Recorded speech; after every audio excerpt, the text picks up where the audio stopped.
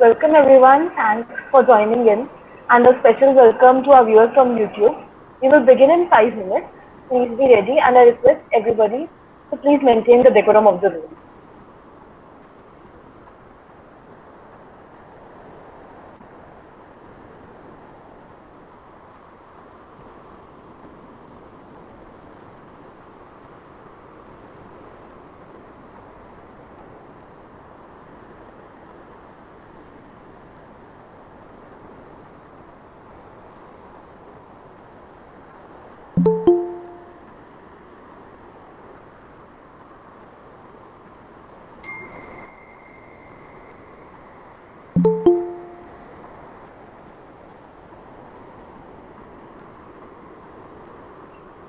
Everyone is also requested to keep their cameras on and their mics off.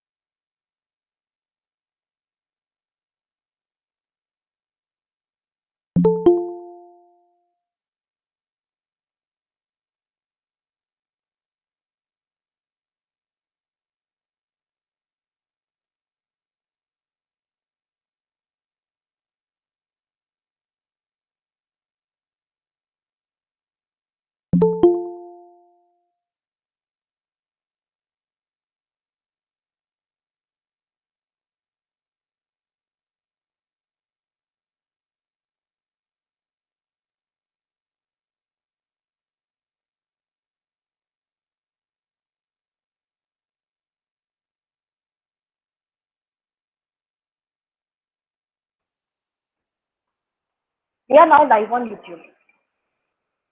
Leonardo DiCaprio once said, "Our planet's alarm is going off and it is time to wake up and take action." A very warm welcome to one and all present here. Green Brigade, the Environment Society of College of Vocational Studies, is here to celebrate the World Environment Day along with you all through this Virtual Earth Conference 2.0. Virtual Earth Conference is a platform for various environmentalists, speakers to put forward and discuss the issues threatening the environment at the time. It makes us aware of the troubles of Mother Earth and gives us ideas to help and sort them out. This conference, organized last year too, was a huge success and we plan to achieve the same goal this year by making everyone aware and empathetic towards the environment. It's overwhelming to see you all join in with so much enthusiasm. Here, we have invited prominent speakers who will share their experience and suggestions that will guide us towards the steps to be taken for the betterment of our environment. Now, I would like to invite our President, Isha Sachdeva, to speak a few words of wisdom. Thank you. Thank you so much, Arushi, for inviting me. It's a pleasure to speak here. So a very happy Environment Day to one and all. And all the team members of Green Brigade hold a great pleasure to conduct Virtual Earth Conference 2.0 on this wonderful occasion. I thank all the Green Brigade members and I thank all the speakers to so we are very thankful to all our guests to take time of their busy schedule and connecting with our participants. This year, theme for World Environment Day is ecological restoration. And I believe that we, the youth, plays a very important role in restoring our nature. First of all, it is important that we make ourselves aware that why we need to restore our nature. And then what would be the repercussions if we don't do that, if we keep destroying our ecological uh, balance. So after that, it's very important that we don't just talk, we take actions. Today there are entrepreneurs who are working for the cause, and we need more and more of them. Finding innovative solutions to recycle and reuse the waste we are producing is vital. It is very important. Otherwise, one day our earth will be like a junkyard. So it is very important in the speed we are producing the waste. It is very important that we start reusing it and we start reducing our waste. And at the end, I am very curious to listen to our guests and get insights about our nature so that we can do our best to restore our nature. Thank you so much. I would like to welcome our teacher convener of Green Brigade, Dr. Anu Satyal ma'am, to say a few words. Over to you, ma'am.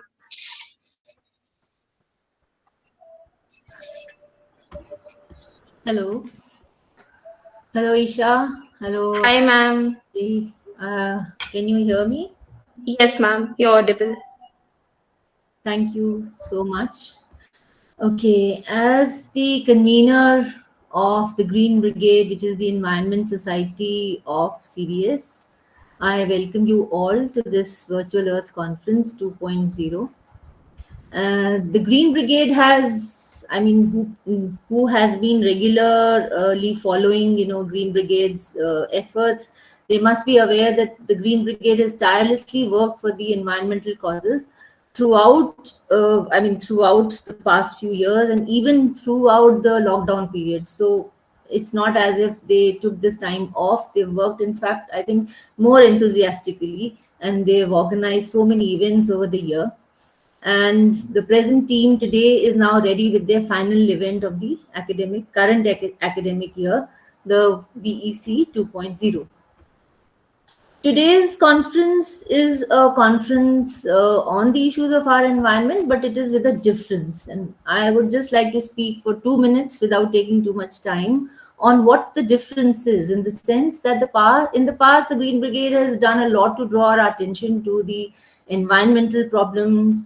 But today they are here to discuss how we can restore this damage that has occurred to our ecosystem, in the sense that the title of or the theme of the conference, the ecological restoration, that is a very important process because it tells us what actions we can take while the time is on our side to restore or assist the recovery of our ecosystem, which has been damaged, depleted, degraded, destroyed in more than one ways, whether it is the plant life or the animal life. And the humans have been, I think, the foremost contributors of this damage. And so the onus of, I think, restoration also lies on us as humans and the youth, of course, not just the youth. Everyone should do it, but it is very important that the youth are also aware and they make others aware so that this damage can be, you can say, there are various ways in which, of course, this damage can be restored and this damage can be undone, if not undone, at least lessened. And I'm not going to, expound on that because there are experts in the field who have joined us and we would like to hear their views on this. It's only to say that in the end that the restoration is important because it will provide restorative justice to the damaged species, whether flora or fauna. And of course, the availability of more environmental goods and services will improve our well-being. So, if the ultimate, notion of all development is to improve human well-being, then this is a very timely, action that all of us have to take, and a collective action. So that is all I have to say. And in the end, I would just like to also welcome all the speakers who are eminent personalities in their fields and in their own ways. And I welcome Mr. Rituraj Pokhan, Miss Ridhima Pandey, Miss Mitzi Jonel, and Amrita Shem Lakshmi in today's conference. Has the principal joined, Isha? I don't know. I don't think so. I don't think he has joined yet. He might join later. Yeah, he may join later. So, over to you, Isha. Thank you so much for this opportunity and good luck. It's a long conference, a 3-hour conference, and I hope please stay till the end. And I'm sure all these speakers are going to speak and sustain your interest till the end. So please, all of us continue to be with us. Thank you so much, and best of luck. Thank you so much, ma'am. Thank you so much for your kind words. I would like to invite our society members to invite our guest. Thank you, ma'am. It was a pleasure to hear experience and knowledgeable address. Now we would like to welcome our first speaker of the day, Mr. Rituraj Pokhan. Words can't do justice to his tremendous efforts and dedication to the environment. Mr. Pokhan is the Secretary General of Green Guard Nature Organization, whose major focus is to establish sustainable solutions to create better relations between humans and wildlife. Sir also serves as a Chief Operating Officer in Work for Water, a group leading to global water conservation movement. He has been a member of the International Antarctic Expedition, a coordinator of Kids for Tigers, the Care Sanctuary Nature Foundation initiative for students, and even worked with schools to sensitize students about tigers and their lifestyle.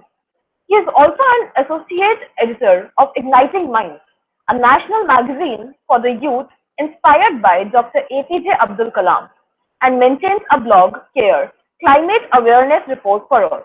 We are grateful to have you with us today, sir, and we would like you to begin whenever you're comfortable.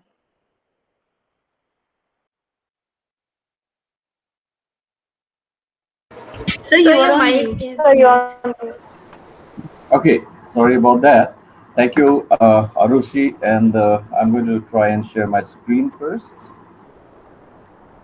Arushi, you can stop sharing your screen.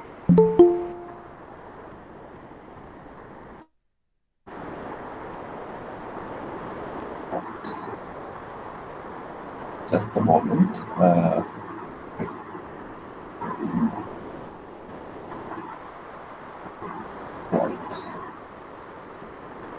Okay, I hope something is visible.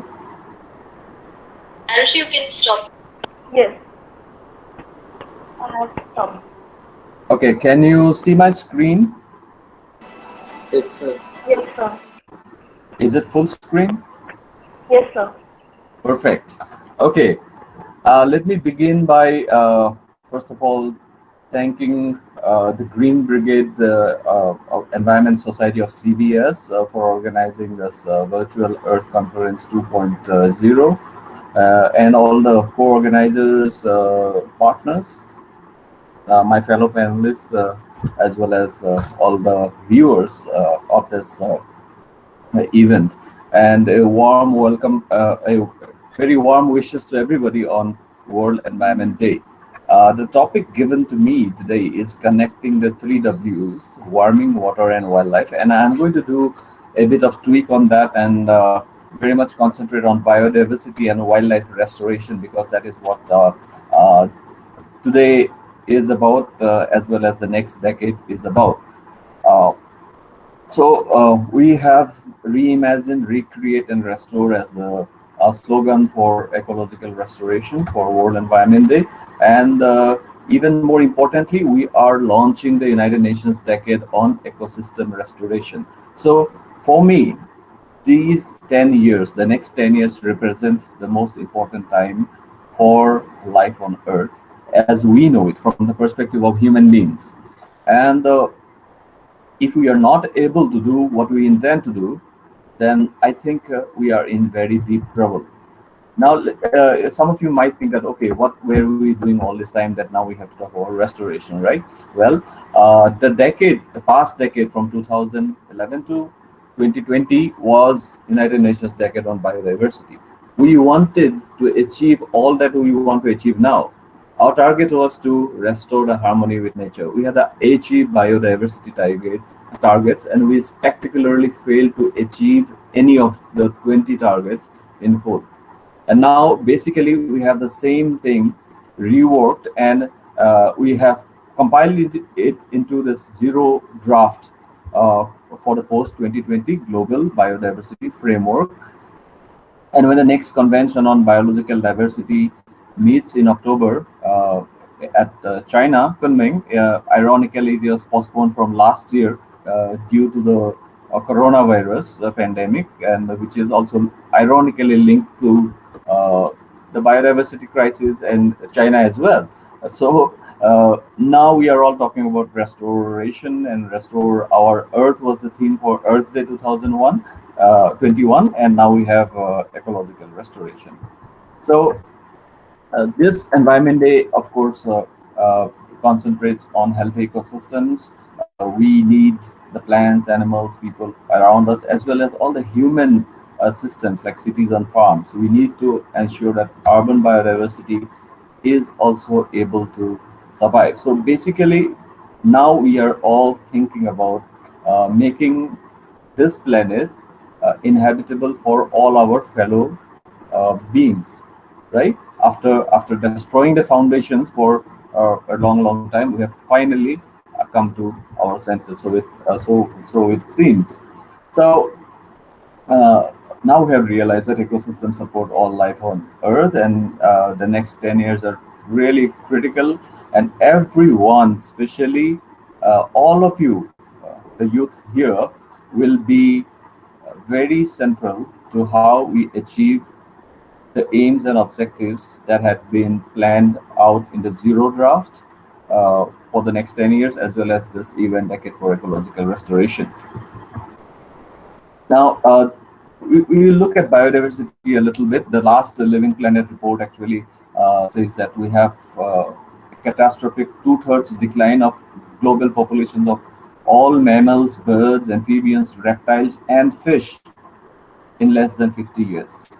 Now, we are talking about millions of years of evolution.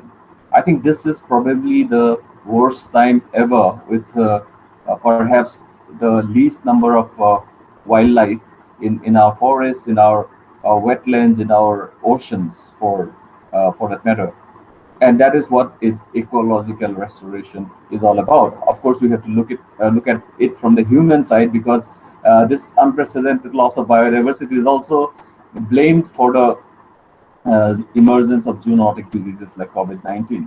So this is, of course, expected to continue, and more species are being added to the IUCN red data list. Unfortunately, even the species, 31 species of river dolphins, which I never thought were endangered, now are in the list, including the Gangetic river dolphin, which is the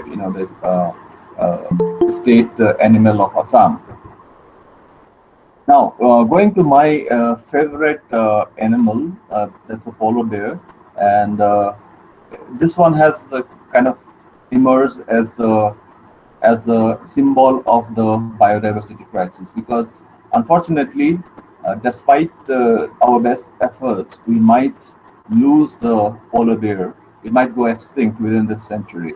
Now, this is how they should look like, the big fat polar bear on the top right. I took that photograph in the Canadian Arctic a few years back, about 6 years back. And it is all fattened up for the for the summer, where they eat considerably less because they hunt in the winter when the freezing of the lakes presents them the opportunity to look for seals that pop out of the holes in the ice, right? And the loss of sea ice has depleted their food source. And if you look at the bottom picture where the polar bear is walking across the dark landscape, this is actually from the Arctic, the Svalbard region that I took this photograph about 2 years back. And here the ice has been losing their albedo due to the deposit of black soot, black carbon.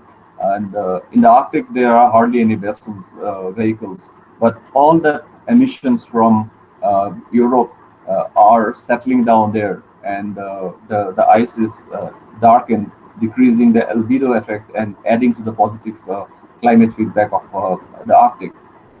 And similarly, a lot of black carbon or soot from North India is deposited in the Himalayas, darkening the snow there and decreasing the albedo here. So that is why the Himalayas are also warming about twice as fast as the rest of the planet. The Arctic actually is not warming twice as fast or thrice as fast. I found out when I was there that Svalbard archipelago has warmed by at least 5 degrees Celsius in the last 20 years. So that is incredible. The change is driving catastrophic consequences, including bumpy landings in the northernmost airport at Longyearbyen because the permafrost is becoming soft, and then there's so many. The global seed vault which was set up there also has been affected. You know, you're supposed to protect all our seeds for forever, but it has already been. You know, some parts of it was already destroyed.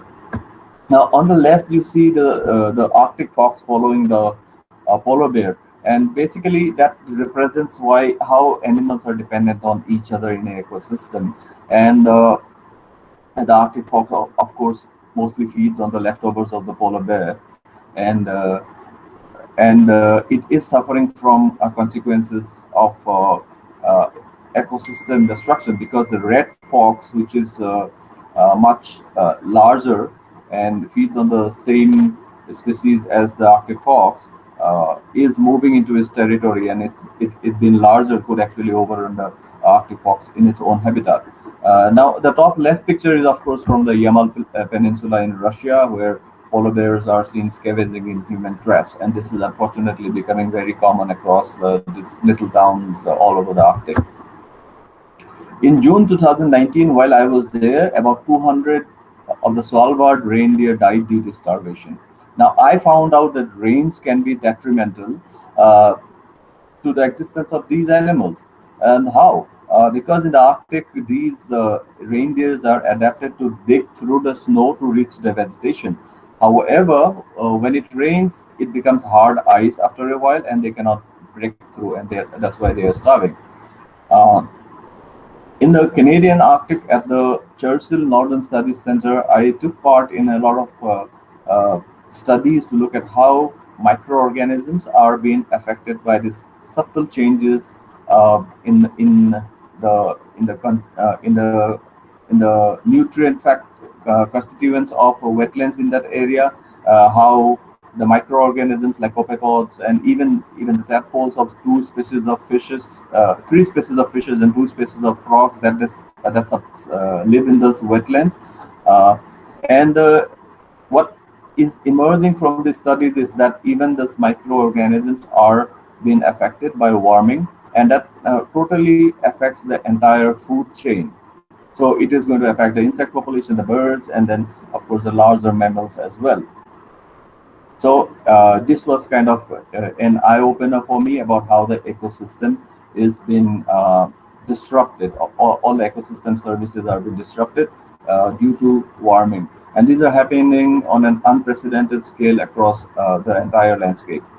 Now, if the frogs are dying out like they are, it's really bad news because they've outlived human beings on this planet for a long, long time, and they have been here since before the time of the dinosaurs. And now, if they are dying out, that means the condition of the Earth cannot be too good. Why that is happening is, of course, just why life exists on Earth, because the conditions are not too cold and not too hot. In ecological terms, it's known as the Goldilocks principles. Every species has a particular bioclimatic envelope or a climatic envelope within a particular range of temperatures and other parameters which make their survival possible, enable their breeding and all that. But now, because of this warming consequences, these are changing. And even in Antarctica, animals like penguins, when you think of Antarctica, we think of, okay, so cold, but uh, the penguins, even there, they need some particular kind of coal, so the emperor penguins of the geology archipelago, which was where the movie March of the Penguins was shot some years back. This colony actually no longer exists. It has shifted further and further south. But of course, not all animals can shift, and at certain point of time, it will create difficulties. So I'll come to that just after this slide. Meanwhile, in the southern hemisphere, in the marine environment, we have seen that the purple sea urchin, the zooplanktons, and the whale sharks are all slowly migrating southwards from the equator towards the poles. And similarly, in the northern hemisphere, the blue Argus butterfly, the pica, and the Cetus webbler, these are all terrestrial animals. They have been documented to be slowly shifting their range upwards, away from the equator and towards the poles. So these are having consequences on the entire ecosystem of the planet. Now, there's something that has been defined as live fast, die small, because some animals have shown increased metabolism rates, respiration rates, reproductions happens at a faster rate.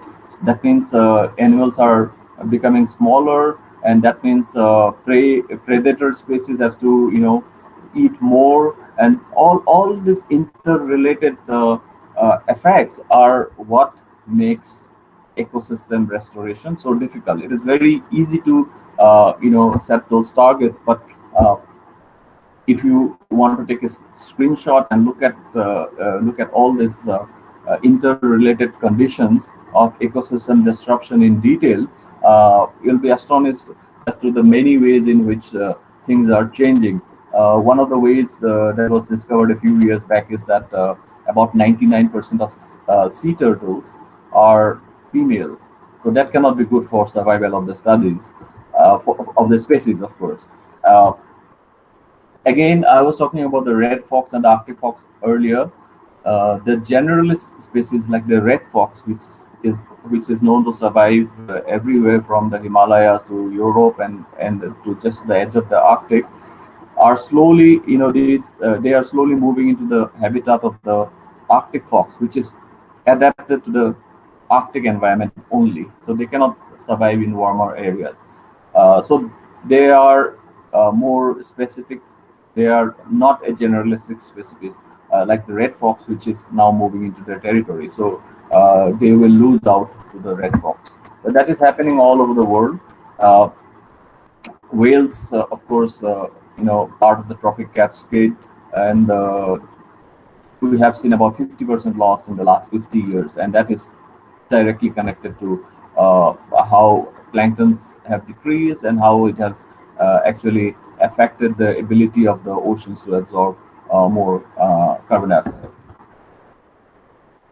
Another impact that we have been seeing, of course, is the coral reefs, the zooxanthellae that lives in the that's the algae that lives in the coral reefs and gives them the color, is expelled if there is slight increase in temperature, and after a while the corals die. And this has been documented all over the world, from the Great Barrier Reef to Lakshadweep. And interesting thing is that all the mass bleaching events have happened since 1998. So before that, we did not know that such a thing could happen on such a large scale. The entire ecosystem could be affected by this condition. Again, ocean acidification is, I think, among the top two conditions affecting our oceans, and that is already having a profound impact on animals that have shells because they are getting dissolved. The other big thing that we need to worry about the oceanic ecosystem is deoxygenation. And deoxygenation is, I think, perhaps the worst, because a lot of wildlife is beginning to suffocate without oxygen, and this is happening across coastal areas as well as open seas. That means these are dead zones created where all the people who live in the coast and are dependent on fisheries are going to suffer. So it's a big impact on human populations as well. Now, bees and insects are very important. One of the reasons is because about 40% of our vegetables and fruits are pollinated by them. But the synchronized timing of flowers blooming and this pollination, all of this is getting disrupted because of warming impacts. The loss of insect, in fact, some areas reported a 98% decline, and I think this possibility of collapse of nature is one of the drivers behind ecosystem restoration that everybody has been talking about in the last few months, last few years. Let's talk about our region for a while. The Hindu Kush Himalaya assessment, which came out in January 2019, reported the loss of a large number of grasslands, meadows, and wetlands across the entire Himalayan region, as well as permafrost. And this is warming like 3 times the global average, they say. Now, this is one of the most biodiverse regions in the entire world. We have new species still been discovered, especially in the northeast where I live, and a lot of global biodiversity hotspots, important bird areas. Is the source of like 10 major rivers, as well as about 2 billion people depend on the water provided by this rivers. So it's if this is melting, these impacts will have grave consequences for the biodiversity as well as the human population dependent on these watersheds. And unfortunately, for the eastern Himalayas, the predictions are really bad. We are going to lose 95% of the glaciers if warming continues at current rates. But even if we reach the Paris Agreement goals of 1.5 degrees Celsius limit, still 2/3 may be lost by 2100, by turn of the century. That means now we have already warmed by 1.3 degrees Celsius. So the window is very less, and we have little time to act. And within that time, we have to ensure that this water abundant region, which is projected to be water deficient, and according to a data driven analysis, this is one of the Ganga Brahmaputra basin is one of the areas which is likely to see water wars in the future among 4 other regions across the world. So, what do we do about it? Ecosystem restoration, nature-based solutions. Well, these are the only way we can do, but at the same time, we have to ensure that there's a quick and smooth transition to a renewable energy based economy as well around the world. We'll quickly look at a few iconic species from this eastern Himalayan region, and this kind of signify are quite significant because they are affected by climate change. Like the disrupted monsoons could affect the grasslands that rhinos and other herbivores depend on. In fact, in Nepal, a recent study actually predicted that Nepal might lose all their rhinos to India as the grasslands are shifting south. Uh, Elephants. I worked with elephants for quite a long time, and if you heard of those 18 elephants being killed by lightning some days back, that was where I live actually in Nagaon in Assam. And unfortunately, this is the same area where we have documented, at least 18-20 elephants killed by intentional electrocution as well as poisoning. So this is an area of grave conflict, and one of the drivers of conflict is climate change. There is a proliferation of invasive creepers and shrubs all over the hills. Uh, the grasslands have been run over, so elephants now have to come down into paddy fields, and people are very poor, so they try to defend their fields from the intruders, and there is conflict, and this is the intensity of conflict is worsening every day. The tigers, again, India's national animal, they are feeling the warming impacts in various ways. The ecosystem has been disrupted. In some places, the nature of vegetation is changing. In other places, sea level rise, like in the Sundarbans, is going to totally wipe out their habitat. Almost that is another thing that is probably almost inevitable. So yeah, we are seeing a lot of changes now here in Bhutan and in Arunachal Pradesh. Tigers have been documented to be migrating up in the altitude. Now, that's causing problems for the snow leopard because up in the hills there is no deer that the tiger can hunt. There are only mountain goats and animals like the Himalayan thar. So, in the competition for the same food sources, is the snow leopard that's going to lose out. These are all emerging changes, and this is what we want to restore. Now, I wrote the chapter about biodiversity impacts of warming in this Amazon #1 bestseller book called Climate Abundant that was published on Earth in 2019 from the US, but now it's available all over. So if you want to read, you can look over it. It has got a lot of other chapters about all the various sectoral impacts of climate change, as well as what each one of us can do about it. I think that's the most critical part. On the right, of course, is Mr. Robert Swan. He's the first man to have walked to both the poles, and he was the leader of two of my expeditions, one to Antarctica and another to the North Polar region. Now, the Global Biodiversity Outlook 5, which was the last assessment report of how we did with the HE biodiversity targets from the last decade, now recommended actually the same things that we are concentrating on: ecosystem restoration, then in addition to agricultural transition, food system transition, fisheries and sustainable ocean transition, green infrastructure in the cities, and most importantly, number 8, one health transition. I think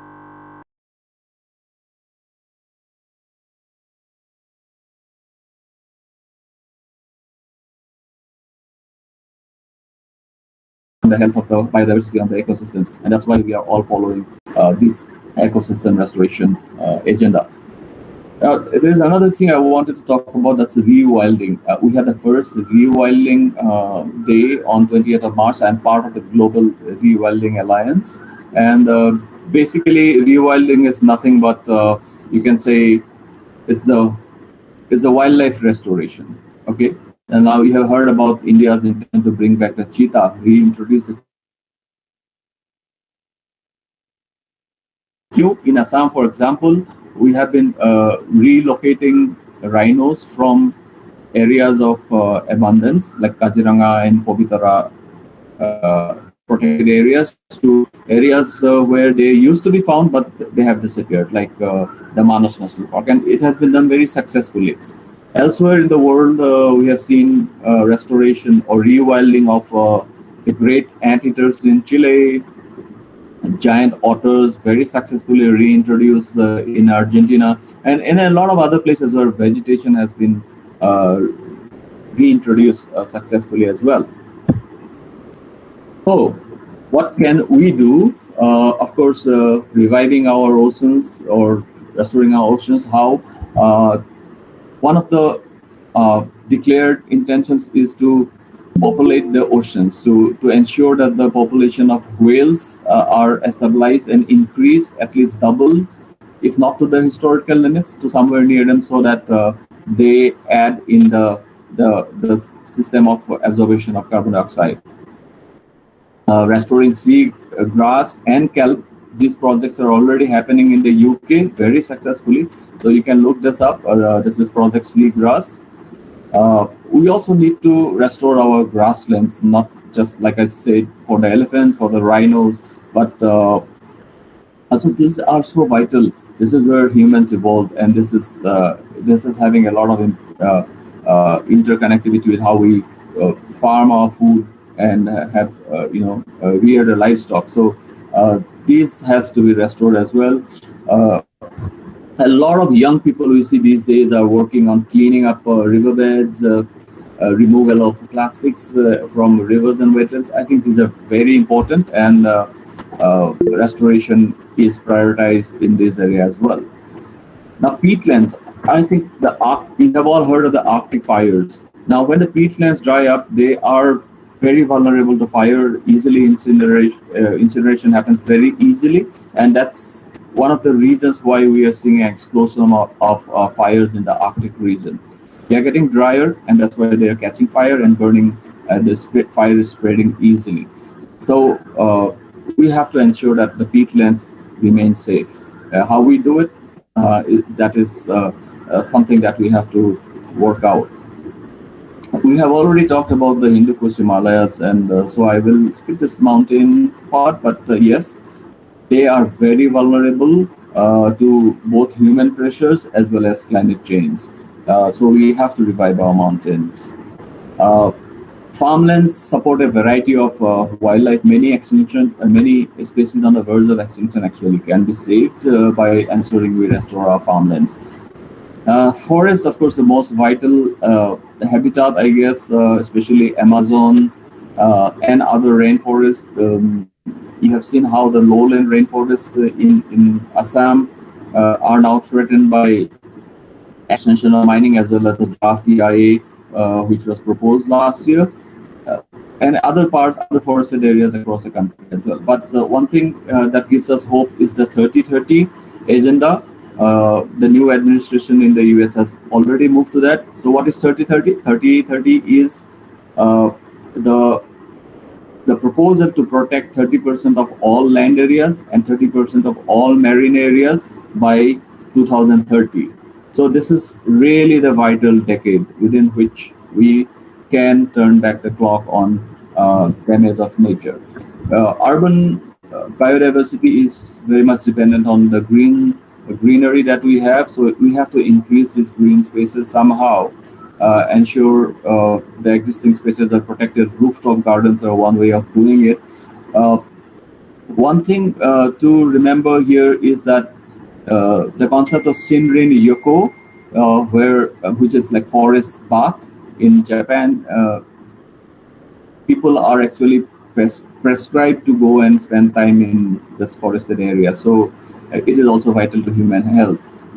Perhaps linking these urban green spaces to human health will help us create and restore such ecosystems within our cities.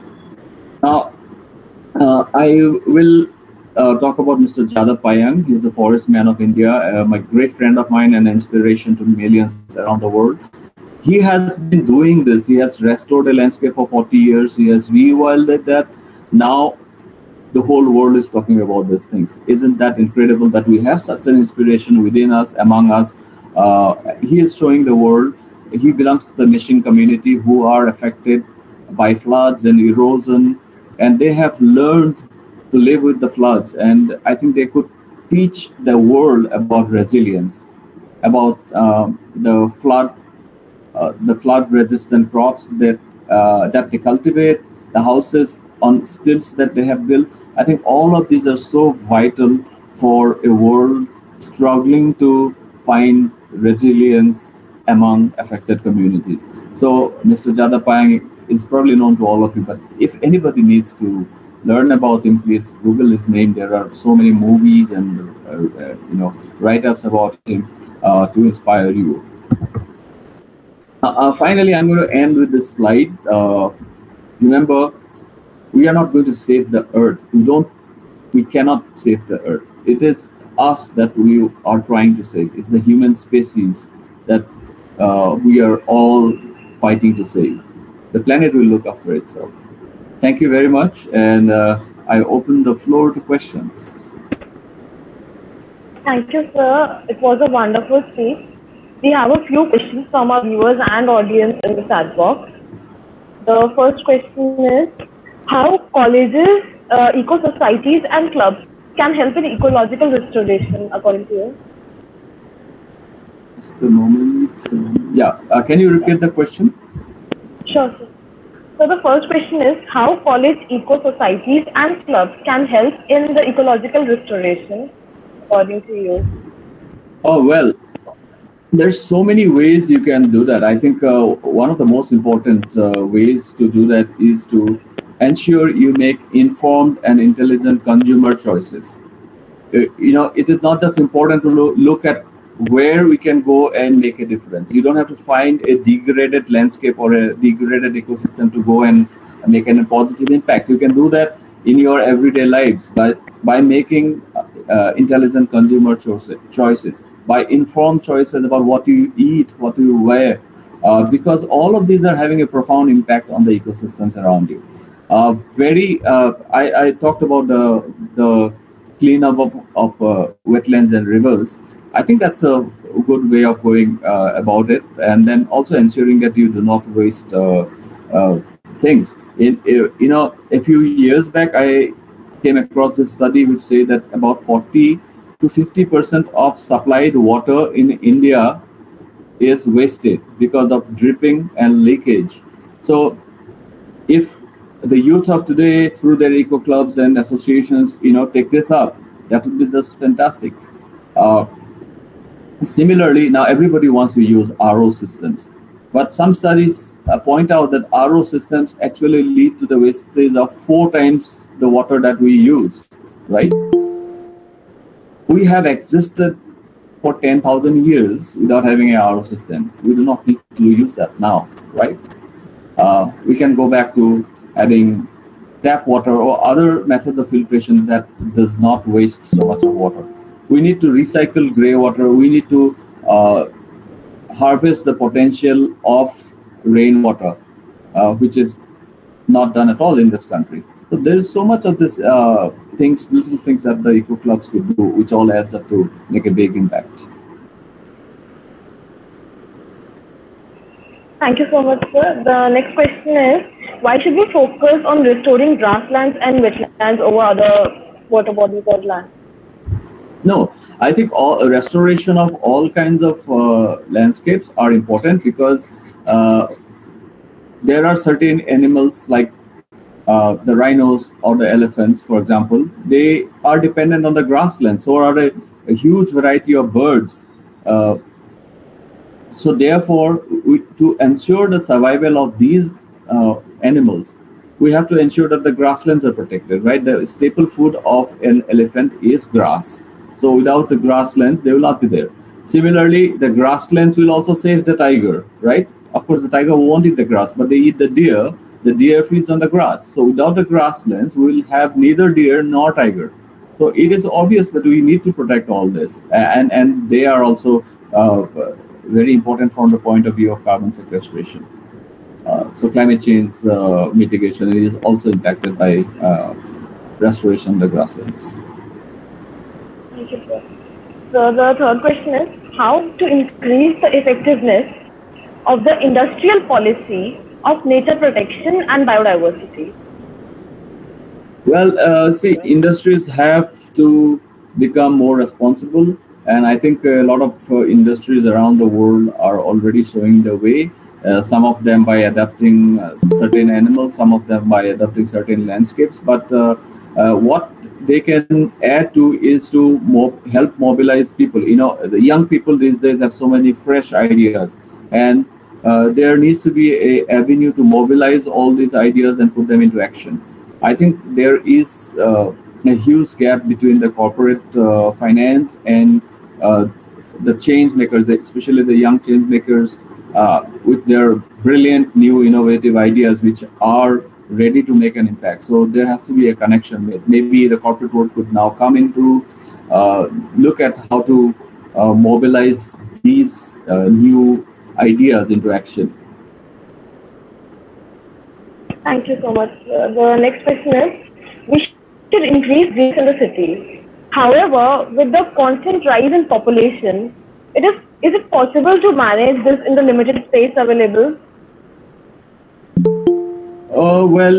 We know that the urban greenery is very important from the point of view of trees absorb a lot of the pollution, and it is also very important from the point of view of mitigating the urban heat island effect, because the trees basically cool down the atmosphere, the environment, right?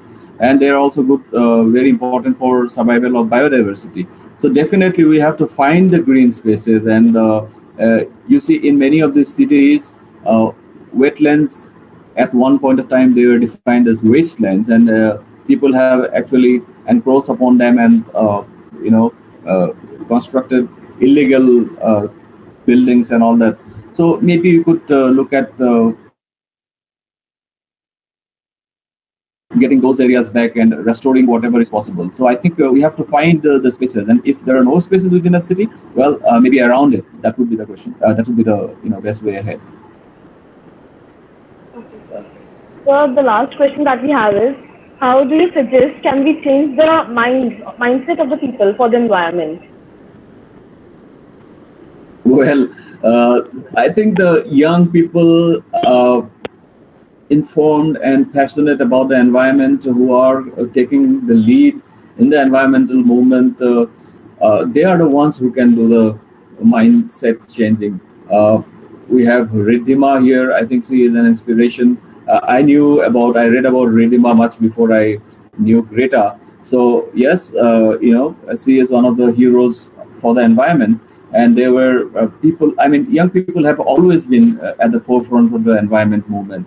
I think Savern Suzuki, as a 12-year-old, was able to, hammer in the environmental concerns into young people, into people back in 1992. And so, besides that, there is also one guy called Felix Fink Bainer who started Plant for the Planet when he was 9 years old, and now they have planted hundreds of millions of trees, right? So yes, you all can show the way by actions and by doing things that you believe in, and then that's the way to change mindsets of your elders. I do not say that the elders should change the mindsets of the younger people. It should be the other way around now. It has to be the other way around. So we have another question that is, what inspired you to start your journey towards taking action for the environment? Well, I'm very selfish that I care about the welfare of my family, and I know that the welfare of my child, the future of my child, depends on a salubrious environment, a healthy planet where she is safe from, my daughter is safe from such pandemics and from all these hazards of, bad weather and extreme weather events. So to provide, I think everybody should be that selfish for their own good. They should think about the environment. I think that's the only way forward. So the other question is, to what extent institutional weakness responsible for environmental degradation and destruction? Well, I think the agenda of development at all costs has to be less prioritized over. That's why we are talking about the ecosystem restoration. Now the natural world has to have priority. That's the message. That's a message. That's a warning from nature.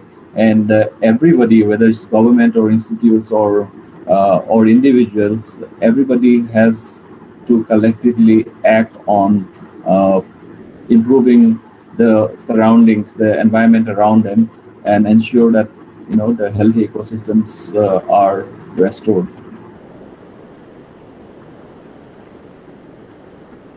Thank you so much, sir. We have been fortunate to get an opportunity to listen to your thoughts. Thank you for sparing your precious time and sharing all this information with us. We will keep our actions in check and take care of the environment beyond words. Thank you very much. Thank you for having me here. So we would request you to wait till 6 p.m. for the panel discussion, where you will join us again. I'll be back. Thank you. Okay. Thank you. Thank you. Our next guest, Ms. Ridhima Pandey, is one of India's youngest environmentalists, and we are proud to have you here, ma'am.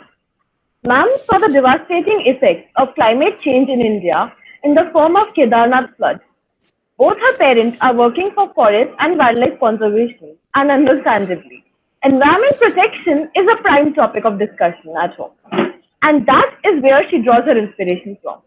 Ma'am has taken major steps towards the environment in such a short time. Now, I would like to invite Vaibhav Gupta to take this forward. At the age of 9, she filed a suit against the Indian government for not taking significant steps against climate change as agreed in the Paris Agreement. She was one of the complainants to the United Nations against several nation failures to take action against the climate crisis and even called for the complete ban on plastic, arguing that its continued production is the result of consumers' demand. She has called for the Indian government and local authorities to take more to clean the river Ganga. Ma'am has been involved actively in Safe Thano Forest movement to oppose Uttarakhand government move to cut over 10,000 trees for expanding Dehradun airport. We definitely have a lot to learn from you, ma'am, and we are proud to have you here. So it's pleasure to have you here, ma'am. Hope you are safe and healthy. And can we start with your interview? Yeah, so hi, thanks for having me here. Please don't call me ma'am. You can call me Ritma. It's more nice to be called as Ritma. So, my first question to you is, ma'am, you were just 9, ma'am, when you filed a suit against the government. So, what inspired you the most to take this initiative, and how you managed to get so much courage to stand for the climate? So what really inspired me was, we can say it's like more than being an inspiration, it was the fear of losing my life, losing my parents because of a flash flood. So it's like after seeing the 2013 Kedana flash flood, what really happened was, I asked my mom, after seeing the whole destruction, after seeing people losing their family members and crying, and kids saying that they don't really know where their parents are and they don't know what they're going to do. It's like seeing all this destruction and seeing those people crying and seeing the pictures of the animals, those were hurt so badly. It just made me ask my mom that what was the reason behind, all this destruction. So that was the time when she told me about what flash floods are, how they usually occur. And from that point of time even till today, it's like I am the most scared of flash floods, drought, and I'm mostly very scared of thundering, especially when it's raining too heavily, and especially in the night time. I don't know why, but if it's raining in the afternoon, it's still okay. But if it's raining at the night and it's thundering, I just don't know. I just can't breathe properly. It's just like it's so scary for me. And after, facing this problem since many times and, having nightmares that I lost my parents because of a flash flood, or I lost my life and, crying the whole night, I just made up my mind that I want to stop flooding. So at that time, I didn't knew that it's a natural phenomena. I can't do much to stop it. I just had this thing in mind that I just really want to stop flooding. And I asked my mom regarding, what can I do? So that was the time when she told me about the reason behind that flash flood, and that was the first time when I heard of what global warming really is. And to be honest, it was really confusing. I just didn't get the thing, when my parents explained me those things. But gradually, it's like I just understood, but I was really confused on, how can our emissions, increase the temperature of such big earth, and how can increasing temperature be bad? Because as a child, growing up, I used to love summers, so I was like, how can it be bad? So this curiosity and that fear led me to learn more and more. And as gradually as I learned, I learned about child rights. I learned about how they've been violated, and how our future has been destroyed, how our future has been crushed off for the development, and how the older generation is not taking the climate change and is not taking the environment conservation seriously. So by seeing those things, it was just I just felt like that it's really bad that they are not really thinking about ourselves, and they're just thinking about themselves, not the younger generation. And that sort of made me take action. And I guess it was just, that willingness of taking action was there. And I didn't know, to be honest, at the point of time when I asked my dad, that I can do a petition, the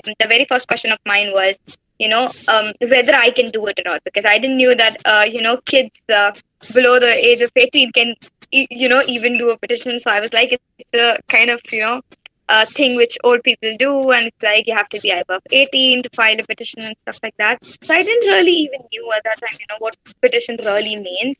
I just knew that, I'm going to file a petition and it's going to go to the court, and, the court is going to give directions to the government and everything is going to be fine. So that's what I had in my mind.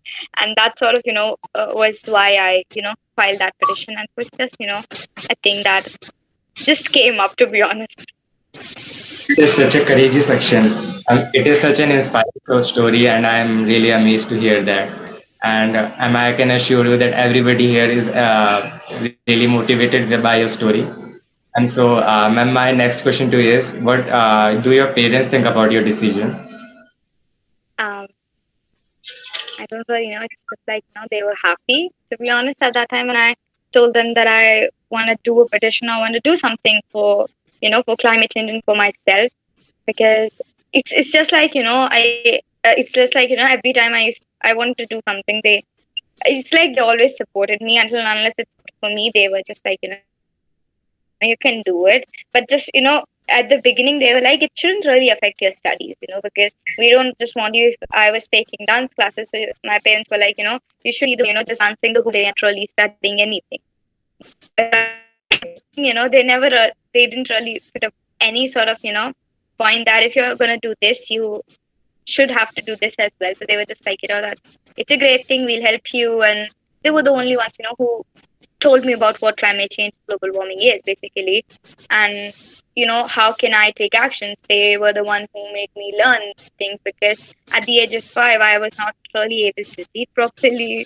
I was not able to understand English properly. So my mom used to be the one reading out articles, explaining that to me over and over and again, answering my silly questions most of the time. So I guess they were pretty nice, and they were pretty, proud that I wanted to do something. And plus they are the one, who are working in this field for so long.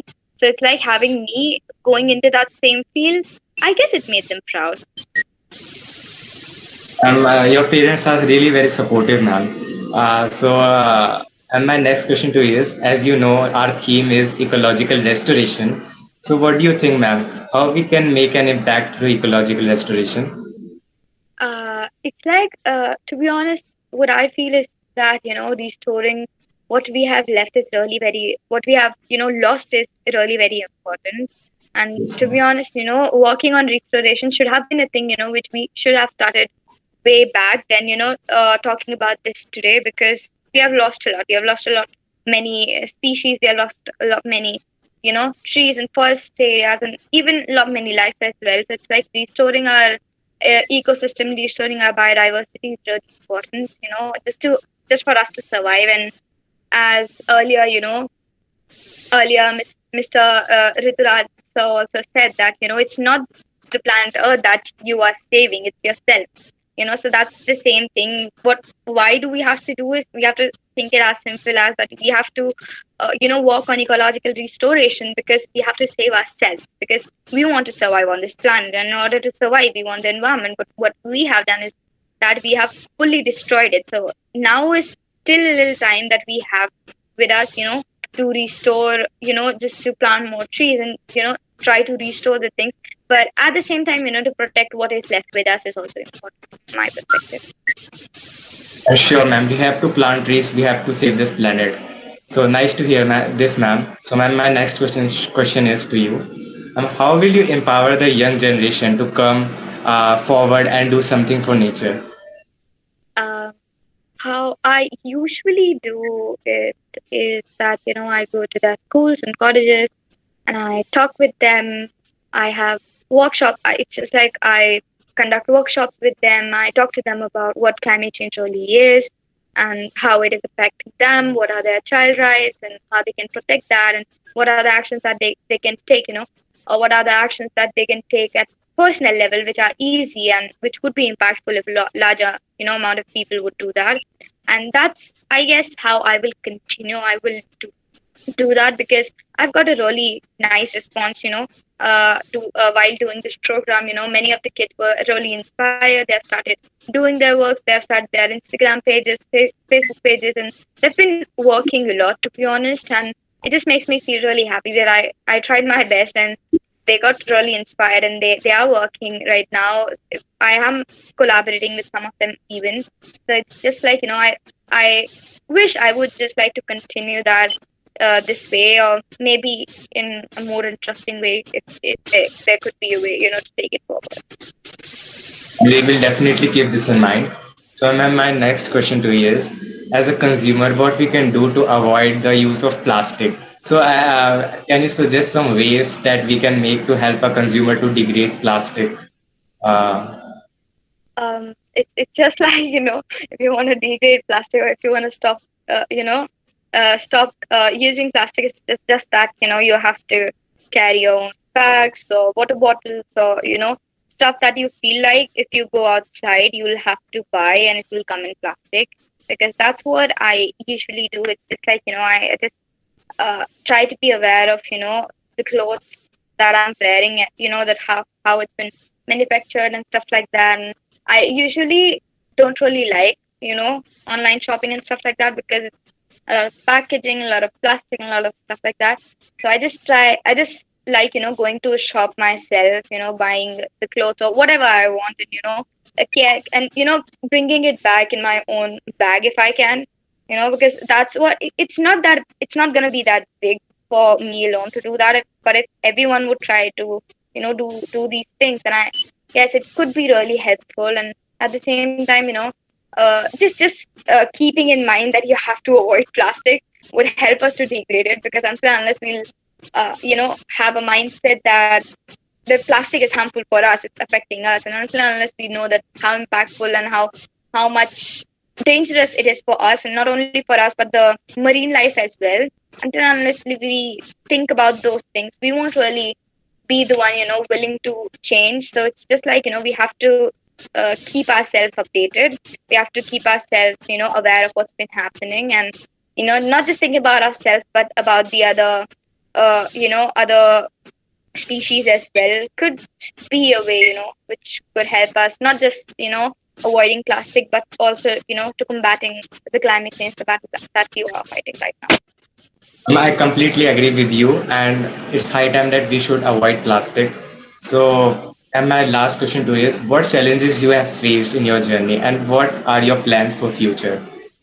The challenges were, one of the most difficult challenge was, it's just like, I started my social media in the end of 2019. So to be honest, it's like just before, when I started it, I was not that active on social media, because the group, the social groups or the networks that those who used to take my interviews, they used to post it on Facebook or Instagram. So it's like most probably on Facebook, I guess. There used to be a lot of hate comments, and it's just like, that was kind of the beginning of my activism, like the proper activism. What I can say for me is, it's like in that beginning, that somewhere, that lashback and that, that hate was sort of, making me a lot more, I can say angry, or, sort of weak in the beginning, because I just didn't like, the way people used to judge me, that, I'm doing it for fame, or I'm doing it for money or stuff like that. Even though, what we as activists do is like, we are filing out petitions and we are striking, and, we are just, putting our thoughts and views across. And I don't think so anyone charges for these things. So it's just like, having those coming up, and, being said that you are anti-nationalist because you are not supporting, the projects of the government and stuff. It was just, kind of annoying in the beginning, and I was really kind of frustrated in the beginning. But it's like, usually I just, overcome that. I just, not used to read those comments, or either I used to delete them in the beginning, but now it's just like, they doesn't really bother me. And most of the time it feels, so funny that people do have these kind of perspectives as well, to a person who is trying to bring up a change which is not going to be beneficial for just me, but for everyone and for the coming generations as well.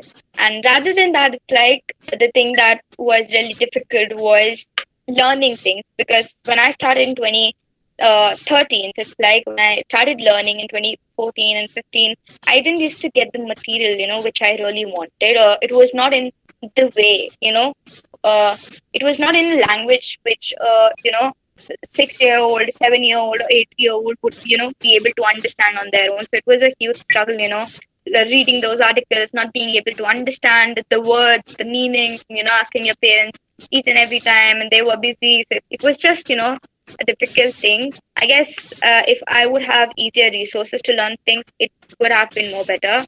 And for the future, it's just like, I would continue working on this field, and I would just continue, working on the awareness program, the awareness project that I've been working on. And most probably, I'll start. I'll take this project to the rural areas, and most of my work I'm figuring out for the future is gonna be based to the rural area, because I wanna target the people on the front line, and I want them, to learn how the things that they're facing, and why are these things that they are facing, and what are the things that they can do, and to be a source of help for them if in a way I can. Thank you so much, ma'am. It was such a pleasure to have you here. Thank you. Over to you, Akshita. Hello, ma'am. Actually, our YouTube viewers also have a question for you. How did you manage your academics along with working for the environment? It was pretty tough. I can say it was really tough, to be honest, because I used to travel a lot. So since 2019 itself, I would say I started the major activism, going everywhere and creating awareness, taking part in strikes and having awareness programs and attending other events as well. So it was a lot of traveling and attending events, even in my city, in other cities, out of India as well.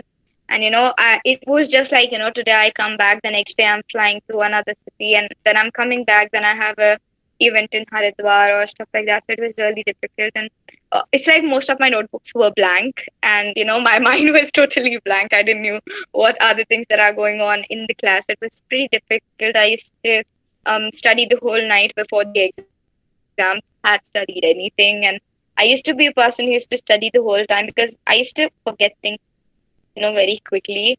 It's just like I read something today, I'll forget it after some days. It's just like with my meetings as well. If I haven't really noted it down, I would just end up forgetting it and not attending that. So I keep up reminders after some days, so that I would remember things. So it was really difficult to memorize each and everything, memorizing 12, 13, 14 chapters at a time. So it was really very difficult. And I remember, sleeping in my science exam, because I studied the whole night, and the next day in the exam hall I was sleeping eventually. And so it's just like, these are the things that happen. But gradually it just became a habit of mine, and it's just like, it's just, you and your body will adapt to that. It was not just, anything specific that I did. It was a struggle, I would say. Yeah, it was. Our struggle is definitely inspirational for all of us and all our viewers. And another question is, how did you manage to spread awareness during this pandemic? So it's like it was pretty difficult, I can't say it was difficult, but it was easy as well. As when it comes to social media, most of the events we were holding events online, and anyone from from any part of the world could join those, could share their views. So it was easier in a way of having a joint and collective events. But the things that could have been more beneficial when you go, when you do those on ground, as for our strikes, or as for our it's just like my other awareness events as well, because the workshops, I even myself, I don't really enjoy holding up workshops online, and me presenting my screen and talking the whole time, and them not being able to ask questions straightforwardly, and us not spending the whole day. So it was just it was difficult when it comes to my own projects, as for air pollution or water pollution, because we can't really go outside and we can't really have cleanup drives, and we can't really have social gatherings and awareness programs and stuff like that. But rather than that, taking stuff online, it was pretty easy. Yeah. Thank you.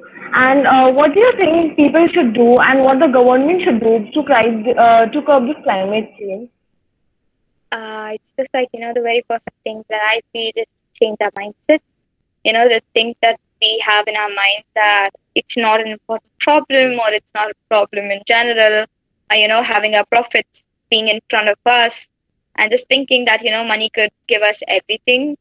I guess this is something which we do have to battle. And rather than that, for the government, it's just like, they have been doing work, a lot of work, in the ground, on the paper.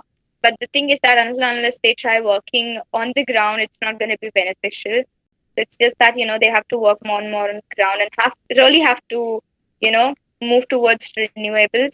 Because it's like in their NDCs, even they have said that we are moving towards renewables, or they have worked on solar energy and they have achieved more than their targets. But at the same time, they are giving forest clearances, and what they are doing is they are chopping a forest for diamond mines, coal mines, and for collecting more and more fossil fuels. So it's just that we have to stop our greed, and we really have to fulfill those things and those promises that they have made, and have to work on ground from my perspective. That's a great answer. Thank you. And do you think that the pandemic has helped the environment to replenish, or can the environment replenish to its original self through ecological restoration? It's just like, both of the things are equally important, I would say. But it's just like, this pandemic was a real example for all of us that, we are the one, we are the problem, we are the cause of this problem that has been created. Because if we take the example of Ganga, it's just like, government spends millions to clean the Ganga, but they were not able to. But eventually, when we had the lockdown, it was clean, and, people saw dolphins and stuff like that in the Ganga, and the water was so much clean. So it just gave us the idea, that if the humans stop the way they are behaving right now, then it could really for sure change. But at the same time, I guess ecological restoration, working on ecological restoration is also an important thing, because we can't be in the lockdown for entire of our life, just like, this humanity can't stop, and this greeds that we have as humans can't really stop. So it's like moving towards ecological restoration and working on this thing, I guess, could be more beneficial than, having official lockdowns, as for what people say. Thank you so much. We are amazed to learn from your experiences and hard work. And thank you for enlightening us with your knowledge. We will be inspired by your answers to make the environment better and keep all these things in mind to become environmentally responsible and aware citizens. Thank you so much, ma'am. Thank you. And please stay with us to join us at 6 p.m. for the panel discussion. Sure. Now, we are honored to have our second speaker, Midji Jonal. She is a climate justice activist from Philippines. In 2019, she co-founded Youth Advocates for Climate Action Philippines, YACAP, the Fridays for Future FFF organization of the Philippines, following climate demonstrations around the world. She is the lead convener and international spokesperson of YACAP. She has also led climate action strikes at the University of Philippines. Chan's organization went into action following the 2020 back-to-back hurricanes in the Philippines to help the most impacted communities, including feeding the hungry and talking to them about the problems they face. Today, she is going to speak on the topic, climate justice and youth rule. This is a very relatable topic for us, as we, the youth, must be aware of our environmental responsibilities. Thank you, ma'am. Could you please turn on your camera and begin?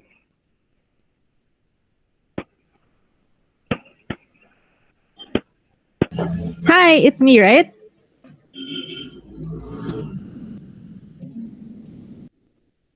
Yeah, it's thank you. Sorry, my connection kind of cut out in the last second. Let me just press. Hold on. I'm gonna share my screen. Let me just set it up. So, hi everyone. As mentioned, I am Mitzi Janelle Tan, a climate justice activist based in Metro Manila, Philippines. And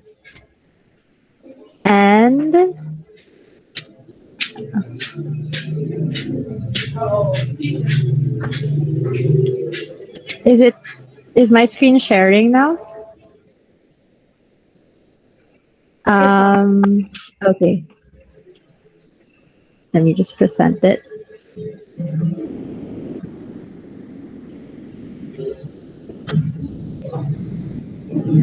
So, what I'll be talking about today is the role of the youth in climate justice. So, before we talk about that, the outline is who are the youth, why should the youth lead, and what is climate crisis, what is climate justice, and what can we do?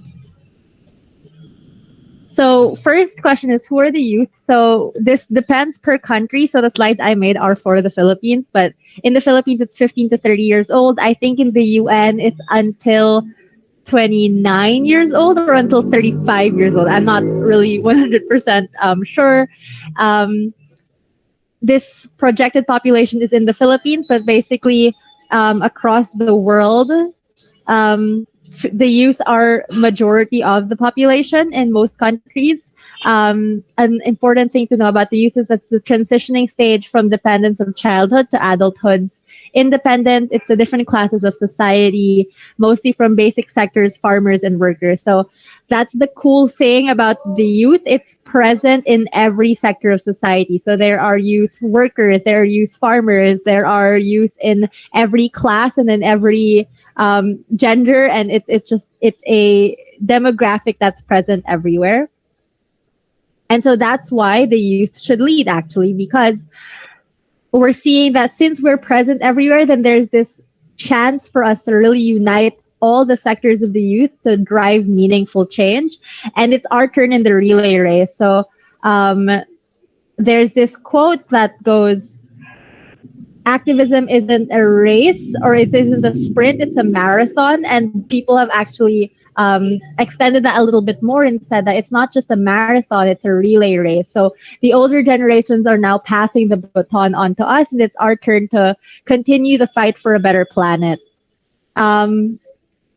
So the youth also possess the physical and mental energy to grasp environmental issues and act on them collectively. I used to not believe this line when people would be like, oh, what's the youth? Why the youth? Why are you leading? And I'm just like, I don't actually know why we're the ones who are leading. But as I worked more and more, not just with youth sectors, but also with different sectors of society, I quickly realized that this is true. Like, we literally have the time, the energy. I know we probably sometimes feel really tired already, but we are the ones who have that energy to keep campaigning in different creative ways that can influence popular knowledge and opinion. And since we are the inheritors of what's left of the planet in the future, we have all the right to say and do something about it, because we're the ones who are going to be experiencing the impacts of the climate crisis in the long term. And really, what I love about the youth so much is that it is a revolutionary generation, not just our generation, but in almost every historical moment in society, the youth have been there leading the way towards meaningful change with the most marginalized sectors of society. And this is just the latest wave of revolutions. And so what are we trying to fight for? So what we're fighting for is climate justice. What is climate justice? It's recognizing that the climate crisis has different intersectional issues. And so people, it's not just an environmental issue. It's not just about carbon dioxide emissions and the plants and the trees and the animals. At its core, it's a systems issue that impacts people the most. And so we have to remember that climate justice means social justice. This means remembering that those who are most impacted by other socioeconomic issues of society are also the ones most impacted by the climate crisis. It's also remembering that while everyone has a responsibility to protect the planet, there are corporations, certain countries, certain people who are the main polluters of the planet. And so remembering that, oh, sorry, the dogs, but remembering that climate justice is about having the global north, the multinational countries, have the bigger responsibility. So we're seeing that the US is historically the largest emitter of carbon dioxide emissions, and China is currently the biggest polluter. we're seeing how 1% of the richest people in the world contribute to more than half of carbon dioxide emissions to 50% of the world's poorest. And so really we're seeing that it's only this elite few that's really at the cause and at the core of the climate crisis. And when we're talking about climate justice, it's not just about emissions. Again, it's about remembering that sexism, classism, racism, the caste system, all of these play into each other and are amplified by the climate crisis and also amplify the impacts of the climate crisis. We're seeing how 100 companies, only 100 companies, were responsible for 71% of global greenhouse gas emissions from 1988 to 2015. And so the question now is, what can we do? I know it seems like such a loaded question. It seems like it's so difficult because, especially if you look at it beyond just an environmental issue, you remember that it is a systems issue, then you're suddenly here trying to dismantle systems of oppression and injustice that have existed for decades. It's basically tackling colonialism, tackling imperialism, tackling classism, and capitalism and racism and all of these isms. And it's like, wow, is that something that we, the youth, can do? And you have to remember that we're not alone in this. First, we're only joining the struggle of the marginalized sectors of society. So our farmers, our fishing communities, our indigenous peoples, these are the people who are really at the front line of this fight. And we're here leading the way with them. And we have to join that struggle. We have a very, very important thing that we can fight for, especially as the youth, is climate education. So many of the most affected communities are also the ones with the least access to climate education. So a good way to do this is to coordinate with these communities where we can learn from each other, learn from their experiences of the front lines, as well as kind of just match the knowledge that they already have with scientific data to highlight the need for a national multi-sectoral climate action. This is so important because, for example, a lot of countries in the global south have, let's say, maybe you'll have climate education where if you have access to quality education, they'll teach you about greenhouse gas emissions and global warming and the ozone layer.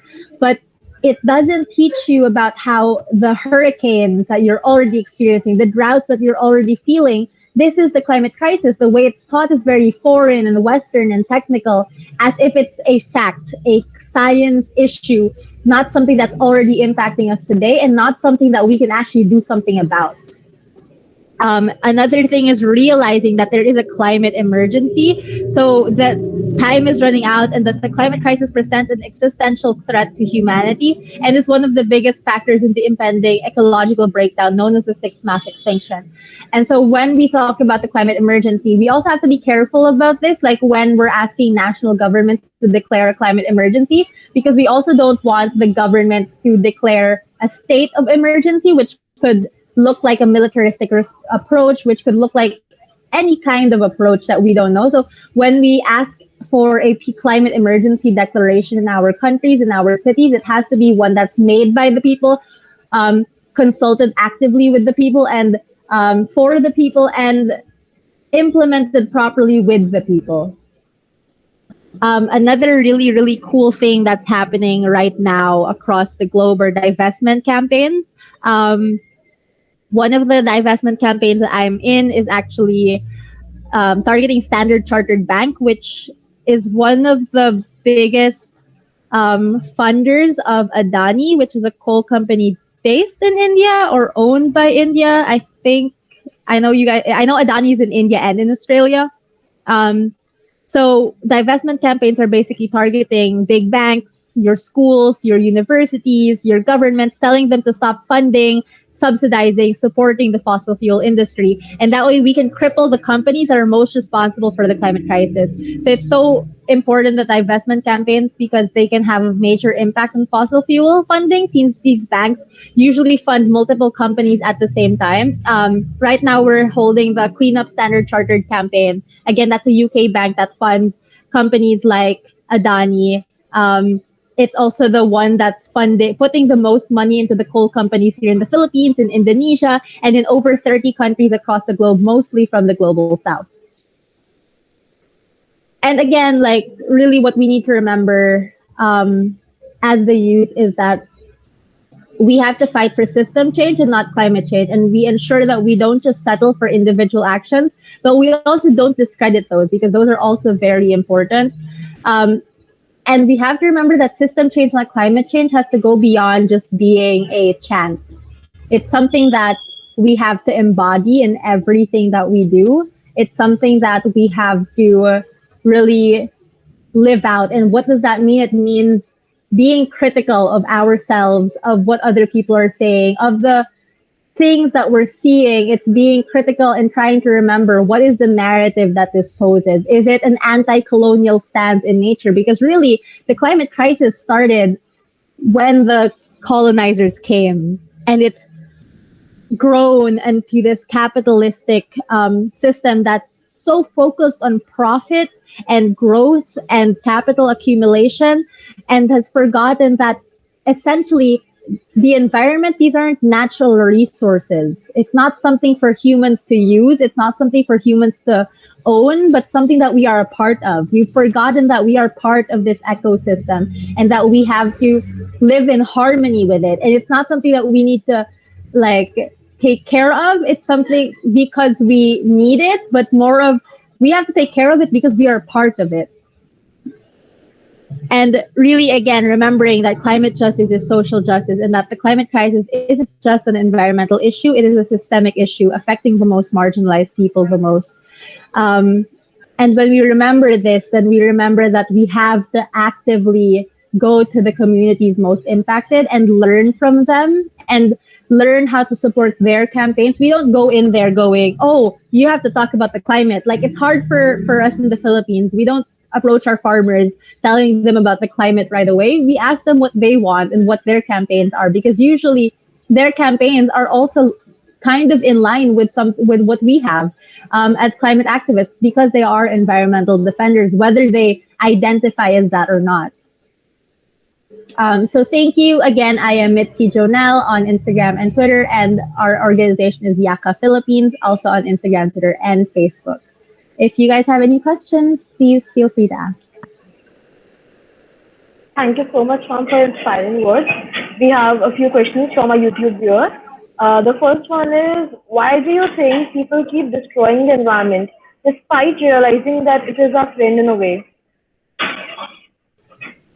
I think it's because of what I mentioned earlier, where a lot of us and society really has taken us away from nature, thinking that we're separate from nature, thinking that it's something that we own, something that we go somewhere to see, and we've forgotten that we're part of it, that we're part of this ecosystem, and that humans have to take care of nature because it's literally what's keeping us alive. I think a lot of people have forgotten that part. And when I say people, it's really usually the 1%, the governments, the multinational companies, thinking that profit, money is what's keeping them alive, but that's not true. It isn't money that's keeping them alive. It's the planet, but they think it's money. And so that's what it's not just keeping them alive. They're so focused on profit and just everlasting growth. And they've forgotten that the planet that we live on has boundaries and limits for a good reason. Thank you, ma'am. The next question is, do you think that the various scientists would agree on the climate change? Would their views be the same? Yes, I don't remember if it's 90% or 99%. I think it's 99% of scientists agree that climate crisis is real and it's happening, and that if you look at the Intergovernmental Panel on Climate Change, or IPCC, they actually released a special report 1.5, I think around 2 or 3 years ago, when I think it was 3 years ago when they released that.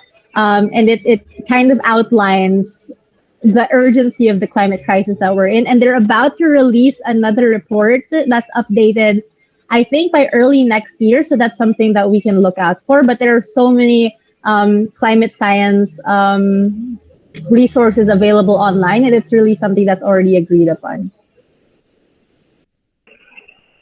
What are the main threats due to the climate change, according to you? So in the Philippines, it's really the typhoons, and I think in India and South Asia, hurricanes are also one of the things that really impact these regions. But there's also the really heavy droughts, causing a number of problems such as food security, water scarcity.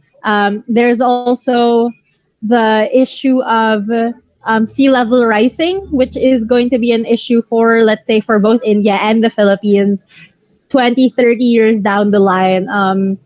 Mumbai and Manila, Manila is the capital of the Philippines, is going to be like half of it is going to be underwater by 2030 or by 2040.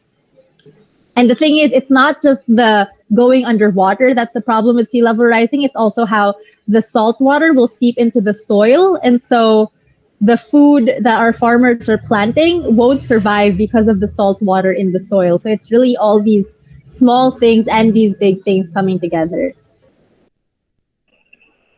Thank you. And as you told about climate education, can you suggest some communities or institutions for that?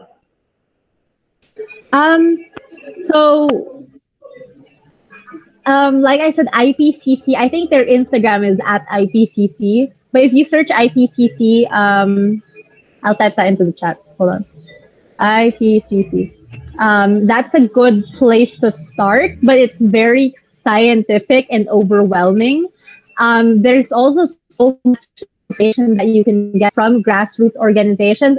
I follow Fridays for Future India on Instagram, and they give amazing content on stuff that's happening in India. I also follow Fridays for Future MAPA, which is most affected peoples and areas. That's their Instagram. And I think that's the cool thing with the internet right now. Like if you search climate science or climate education, you'll actually get a lot of things. But what's important is to not just listen to like the scientists, but also again to listen to the communities that are already impacted. Thank you. And could you give us some simple steps that according to you can be used to cope up with the climate change? Simple steps. One would be to educate yourself. It's so important that we know what we're talking about and that we know how to talk about certain things, because we also need to get better at communicating the climate crisis so more people understand it. Another way to cope with climate change is, I would say, I don't really like talking about individual lifestyle changes because there's enough people and enough corporations talk about that. The fossil fuel industry, Chevron, like the biggest oil company, actually created the term carbon footprint so that we start thinking so that we focus on individual impact instead of systemic impact. And so there's that. But if you do have the privilege to live a vegan, zero waste lifestyle, and if it's accessible for you, because it's not accessible for everyone, then I do recommend it.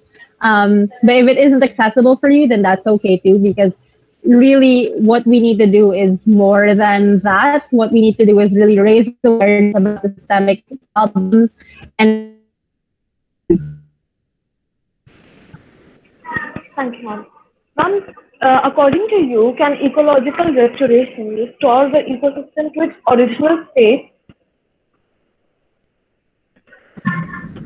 This depends on us, on the youth, on the activists who want to drive change. So I think we can. I think we will be able to fight for a planet that's better. I don't think it's going to be easy, and it's not going to come anytime soon, but it's something that we can fight for and we can go for. It might not happen in our lifestyle, like in our lifetime, that it goes back to the pristine original state. We might just be like at the point where it's just, bearable, we're living.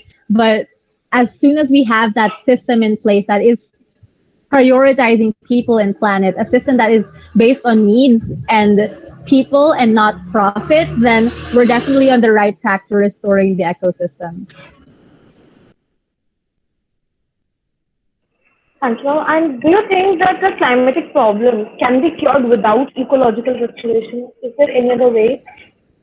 No, because I I can't even think of climate solutions that aren't tied to ecological restoration. I guess the technology thingies where they want to absorb the emissions from the air, but the thing is, these technologies don't exist. We need to protect our environment. It is the best way. Like to me, the climate crisis is a problem of our environment and our ecology. So to fix it, you have to restore it. I can't think of a solution that doesn't have that. And ma'am, we are all curious to know, how are you celebrating this Environment Day? With you guys, and it's lockdown here, so we're not allowed to gather that much. Usually we would have a protest or we would have an event ourselves, but this year we decided not to. I know we joined like different, my organization joined like different speaking engagements also. It is my it's actually, today is my anniversary with my best friends. We've been friends for 10 years. So that's what I'm celebrating right now, actually. That's great. Congratulations. And what are some good techniques or some good ways for ecological restoration that you would suggest us to follow? I'm sorry, could you repeat the question? Really loud Sure. car passed by. So, what are some good techniques or some good ways for ecological restoration according to you that we can follow in this pandemic? I think it depends on what's accessible to you also. I will say what works for me. I know for some people tree planting is very accessible, but for some it's not, because there are no, for me it's not accessible to tree plant because there aren't much spaces to plant trees in the city. But for some people it is. We have an urban garden, and so that actually helps reduce some of the emissions and some of the buying and stuff. If you can skip simple things that I feel like we've learned every day, like turning the lights off and skipping the use of plastic when we don't need it. These are things that we can do. But again, if you're able to plant trees that are native and endemic to the area, please make sure that the trees you're planting is for that area. That's very important. If you're able to help with beach cleanups, I don't know, does India have beaches? You do, right? Yeah. Beach cleanups, like lake cleanups, these are also really helpful. But again, we have to remember that these kinds of actions can only go a certain extent. At its core, what we need to do is to get multinational companies to stop polluting, and that's a harder thing to do. But it's definitely what we need to aim for.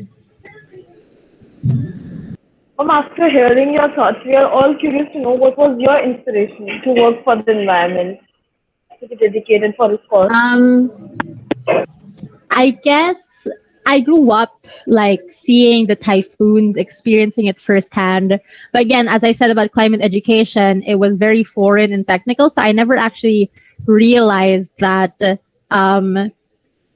that what I was experiencing in the climate crisis was already the climate crisis. I thought what I was learning in school was about greenhouse gas emissions and shit like that.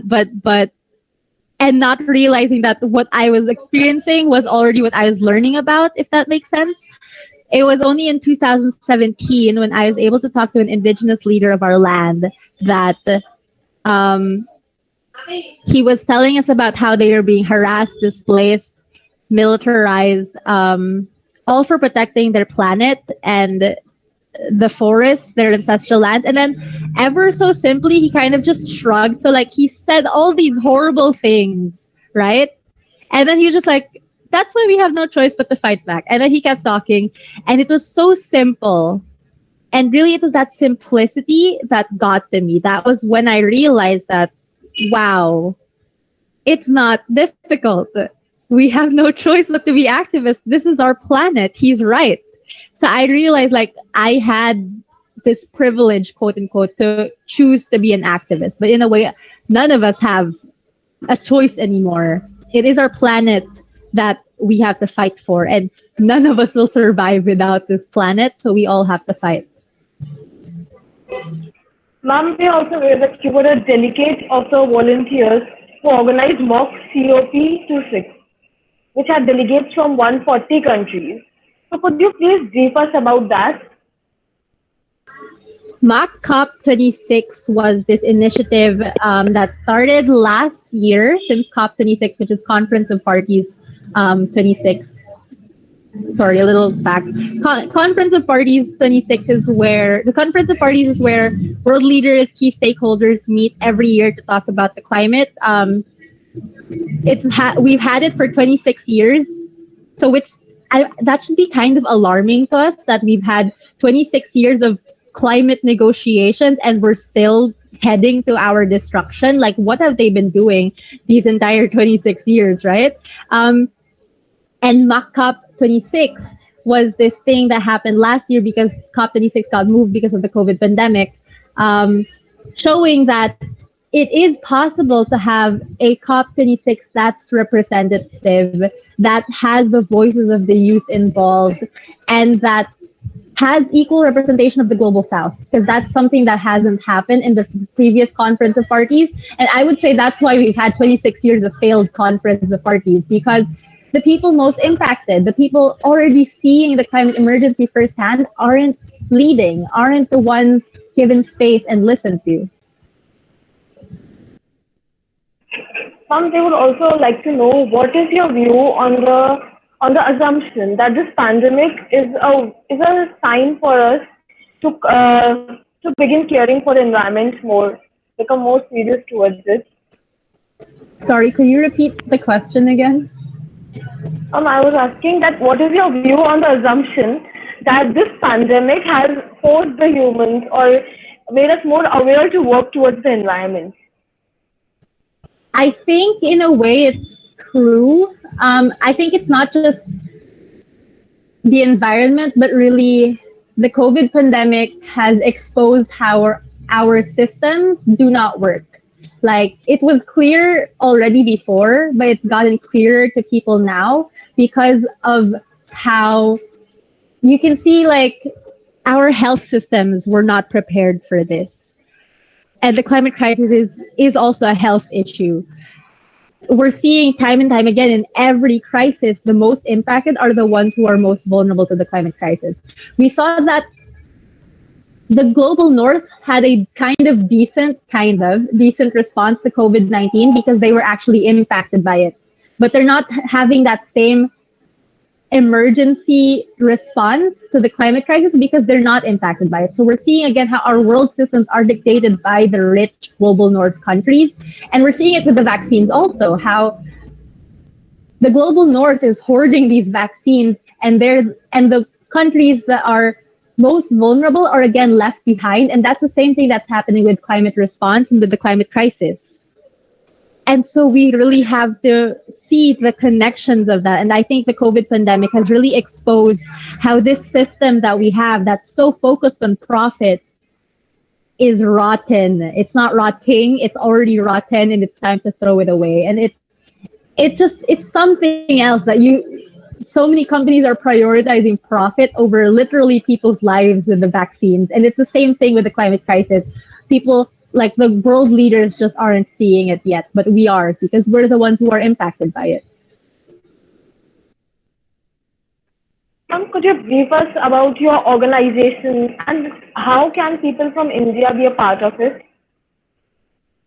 So I am part of Youth Advocates for Climate Action Philippines, which is the Fridays for Future of my country. So to be part of my organization would be to join Fridays for Future India.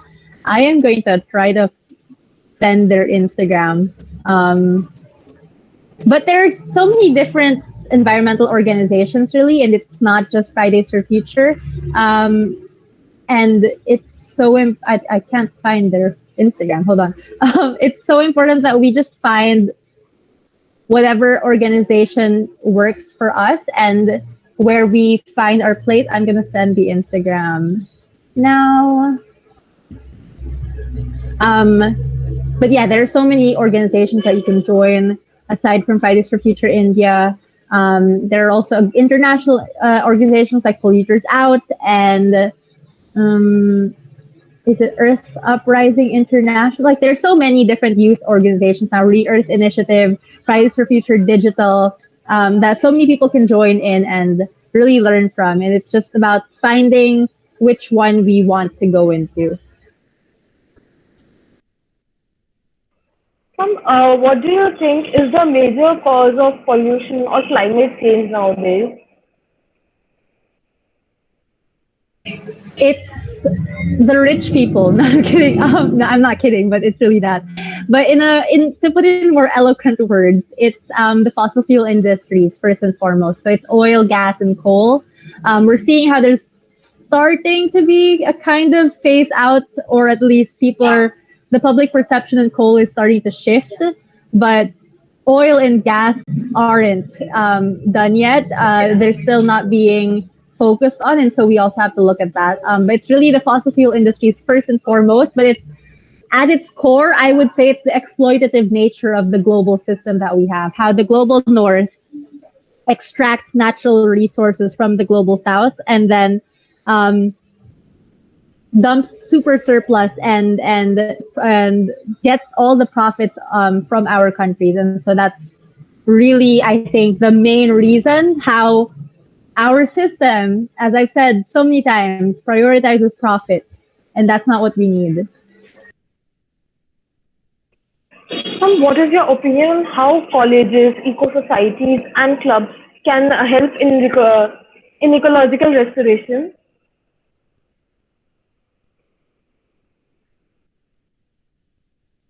Sorry, I was muted. There are a lot of ways. First is raising awareness. A lot of people say that raising awareness isn't enough, but it's so important because raising awareness shifts public perception. And once you're able to shift public perception, then you're able to demand and pressure for more things. So shifting public perception and raising awareness is very crucial. There are also other ways, such as if there are hurricanes and there are typhoons, then you can help the communities that are impacted by that. And again, like I said earlier, organizing beach cleanups, going to schools. COVID aside, let's say there's no COVID, going to schools and going to communities and teaching them about the climate crisis is very important. And really we know that there's really, really bad climate education in our schools. So let's provide that climate education ourselves, As you mentioned earlier also that the first step that we can take is educating ourselves. But with the vast amount of fake news and everything going on and spreading on the internet, how can we ensure that we get the right information according to you? Good question and very difficult question.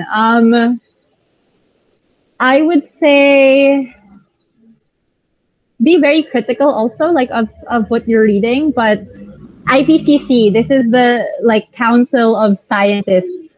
So they're reliable. So you can look at that. And then you can look at the individual scientists that are part of the IPCC.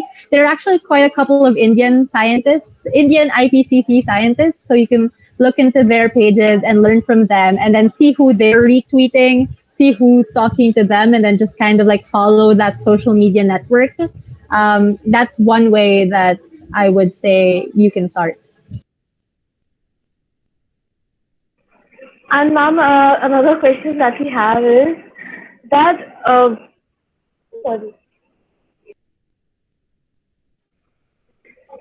what do you think that how can we ensure that when we educate our elders, we don't take it in a negative way? Because we usually see that whenever we try to convince elders, they are too judgmental that we are elder than you. How can you teach us something?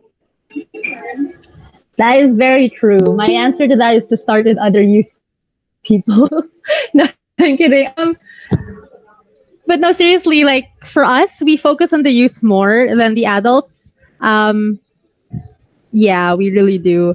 But if you want to talk to adults, then just find what works for them. So if you're talking to your parents, tell them about how you're afraid for your future.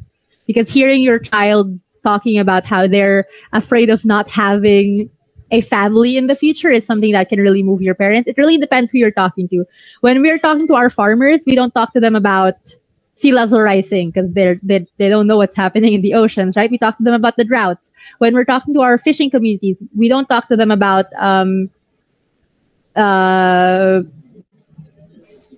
salt water going into the land so they can't plant things anymore. We talk to them about sea level rising. You talk to them about what they already know and what they're already experiencing and what they're familiar with, and then you can start expanding the discussion from there. Of course, this is different in every situation, and it really is a lot more difficult to talk to adults because of that kind of, like, we call it here in the Philippines like a feudal nature, like adults think that they're better than the youth. But really it's this tireless, especially if it's your parents, it's just constantly crying to talk to them. It's difficult, but it's something that we have to do. A last question, ma'am. Do you think that deforestation is the major factor for global warming, and how can we work towards reducing it? It's one of the main reasons. I would still say that the main reason is the fossil fuel industry. So coal-fired power plants, burning of oil, and using gas to create energy. That's like one of the biggest, but deforestation is like right there because our trees, these are the ones that are helping us mitigate the climate crisis. So mitigation is when you absorb emissions from the air so that, well, putting it very simply, absorb emissions from the air so that the climate crisis doesn't get worse. And then adaptation is making sure that you are able to adapt to the impacts. Trees are so important because they do both mitigation and adaptation. And so definitely deforestation is a big issue with global warming. And how to fix that is to campaign, to protect these areas, to work with the people who live there. And usually in forests, at least in the Philippines, there are usually indigenous communities that live there, and campaigning with them because they already have a very strong campaign usually, and we just need to support that, and different things like that. Thank you so much, ma'am. Thank you. Your words were very inspiring, and thank you for sharing this valuable information with us.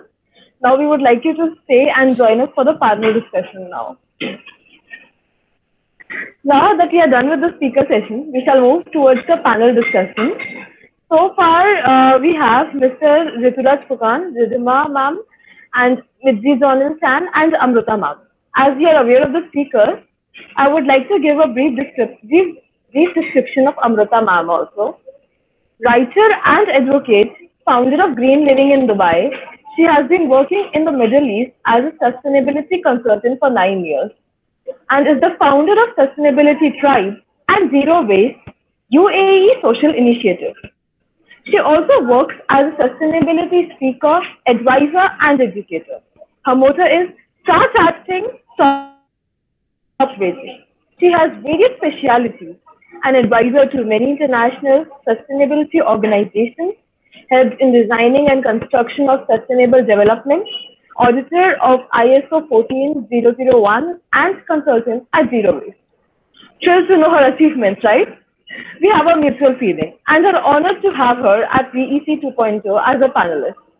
Now I would like to request all of our panelists to start with the discussion. The topic of the panel discussion is, should nuclear energy fuel our future?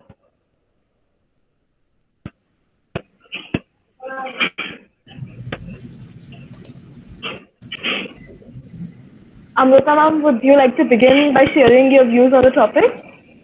Sure. So yeah, thank you for the introduction. You seem to be having access to some older version. It's been 14 years I'm doing it, just correcting. But okay, let me start with the topic. So I personally feel that in terms of nuclear energy and overall energy demand, what we have right now, we need to understand that our population is increasing, and our more the people are going to be in future, there will be more the demand for energy. Now, what happens with the energy demand? energy demand affects on at certain level in terms of climate change, because what happens is when energy is produced, carbon emission is emitted, and that adds up to climate change. And on the other hand, when energy is produced, either natural systems or biodiversity, that's where we are getting affected very adversely. So more the energy we are going to produce, more the climate change is going to happen. If you look at these two particular things, where is carbon emission and effect on biodiversity and natural systems. So we definitely move towards more renewable energy sources, which could be solar, wind, and that is the final goal. However, at the moment where we do have high demand of energy and our renewable energy sources are not adequate at the moment, the research is not enough at the moment, and we are not able to switch completely to renewable sources. Therefore, within the transition phase, we need to have dependency on nuclear energy.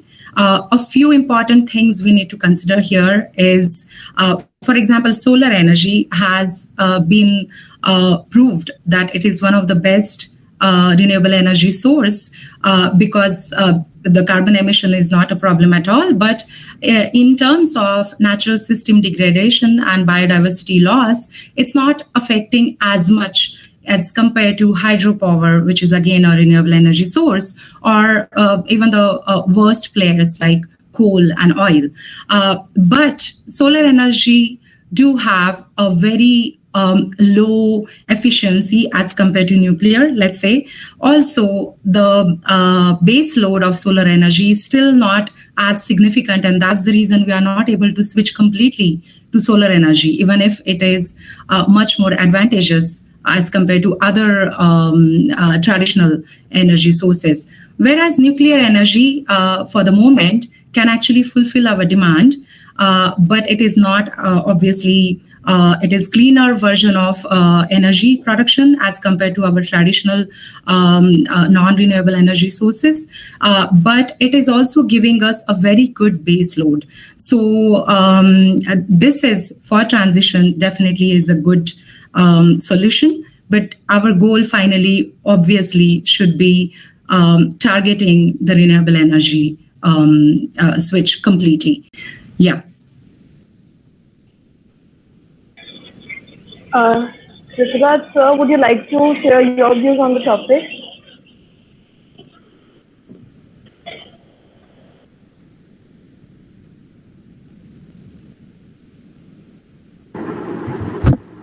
I just joined, and okay, so this is about nuclear, right?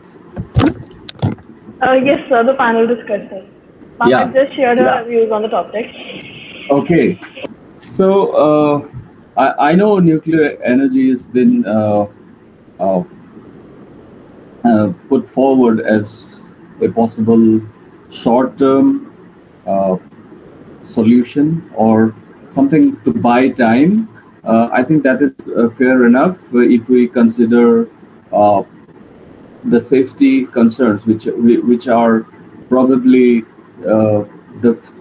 the only reason why we did not have nuclear energy as much, as it could have, right? Frankly, it really got a bad name despite very less number of accidents, but that is because the risk factor is so huge. But then again, if we compare nuclear and something like solar and wind, of course, we are still to develop sustainable ways of storing the solar energy, which is, I think, the storage is the biggest factor. But in nuclear, what concerns me that it is going back to centralization. You cannot have a proliferation of nuclear plants producing everywhere. So you produce at one place and then you distribute it around the world, right? So you produce at a few, so there can be maybe, very few nuclear plants, but then the cost of distribution also have to be factored in. Whereas, and then it is open to manipulation because the government will control it. There will be particular people controlling it. Then again, the whole system of exploitation, it is continuing forever. Whereas, if we have solar, it is they're everywhere, right? If we are able to invest enough time and resources in developing storage and possibly rooftop solar could become a standard in a decade from now, and we did not need to worry about nuclear anymore, considering the huge risks involved. So that is my take on it. I'm not really very much an proponent or supporter of nuclear energy, but still we need to buy time. If we are reaching a global tipping point on climate change, and we just cannot continue like that. Maybe nuclear energy would give us time, just as there are sort of quite a few geoengineering projects being talked about. All of them not as a solution to climate change in the long term, but because of the time factor that is likely to be there for transitioning to a renewable power economy, we need to buy time. So maybe nuclear, as well as a combination of these geoengineering techniques that are already there, who could help us all to buy time before we reach tipping points. Thank you.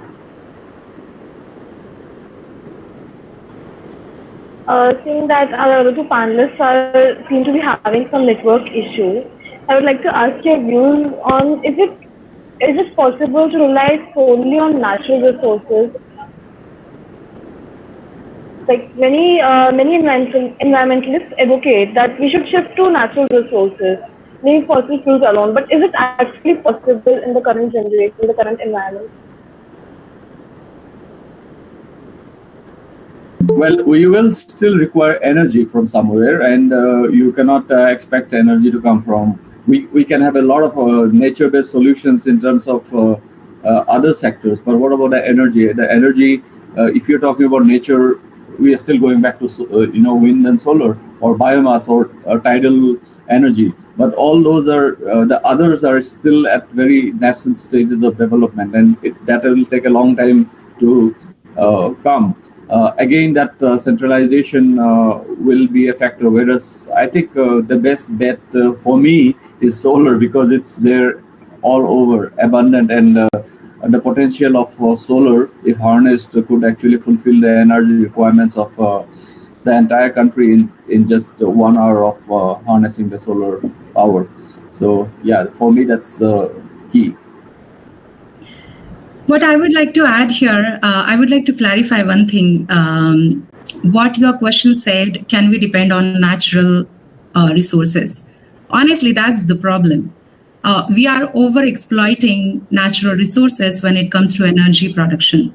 If you look at coal, if you look at oil, if you look at gas, and even uranium or whatever nuclear, products we need, everything is natural. So all of our energy is coming from nature. The problem is we are over-exploiting. And that's where we should think of that how can we create energy to fulfill the energy demand of our society by not over-exploiting and actually finding a sustainable solution. And that's why I agree with Rituraj that we definitely need to move towards renewable energy sources, which are solar, wind, because they are easily available. It's not that we are going to use up the solar energy and then sun will stop giving us the solar energy. That's not going to happen. So we can definitely use it or depend on it more. But given the market conditions or given the fact that efficiency in the solar is still very inadequate, the solar energy is not giving us the base load, which is the basic load needed to reach the energy demand. We cannot, unfortunately, depend completely on solar energy. Definitely, on the other hand, what Rituraj explained is having this very little our own sustainable energy production, where we can have solar rooftop on our own buildings, villas, and try to depend on as much possible in on that solar energy. That could be very good idea. And whatever we are lagging or lacking, we could get it from the grid. That could be very good idea. And I think India is a good example in terms of that, because there are many remote areas in India, the mountain areas, where our infrastructure hasn't reached, and the electricity hasn't reached that parts.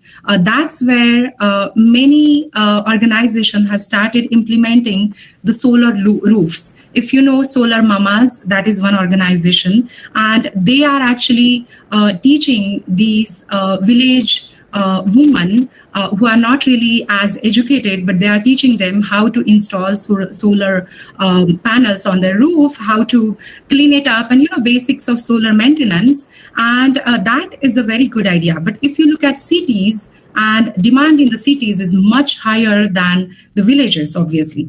So we do have our industries, we do have a lot of energy demand for buildings, for industries, and unfortunately, we haven't reached a phase where all of that demand could be fulfilled entirely by solar or wind. And that's why, for time being, nuclear energy can give us much better results as compared to coal or oil, or even hydropower in that sense. I would like to add a few points here if there is no other question, and if you don't mind. One of the things we need to think about, let me know if I should stop, but I will, but till then I will keep on going. Yeah. So in terms of energy, we need to think about some particular parameters, where land use.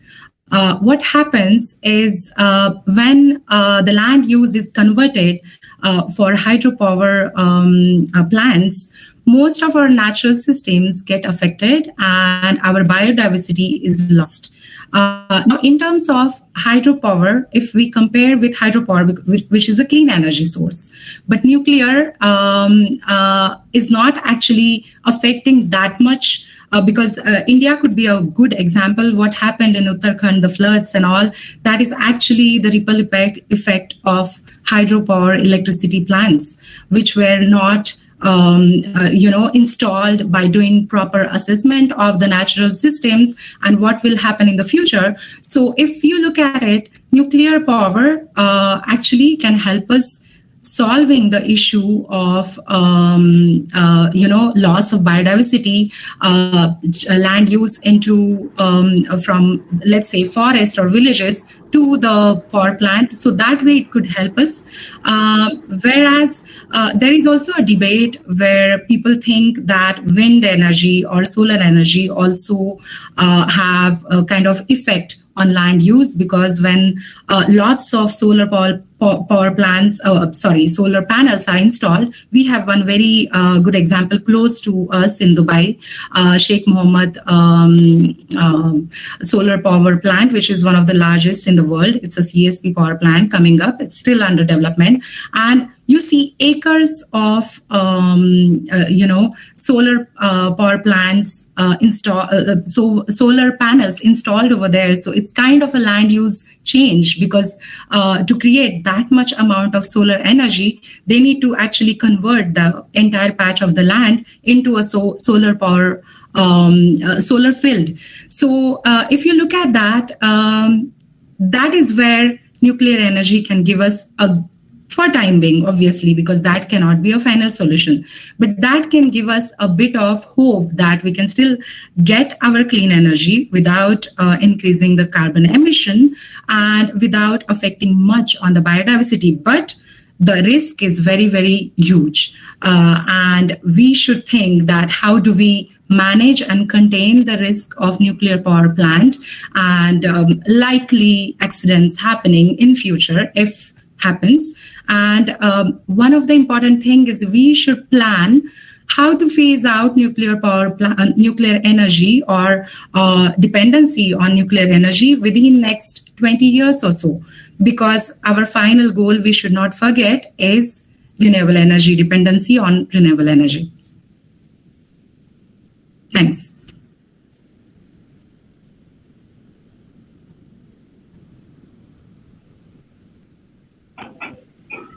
I believe Rituraj sir is also facing some network issues today. That's why he is not visible right now. But, ma'am, considering that, according to you, considering what you said, what are the most continuous issues surrounding nuclear energy, according to you? Yeah. So nuclear energy definitely has one important aspect, which is the cost of energy.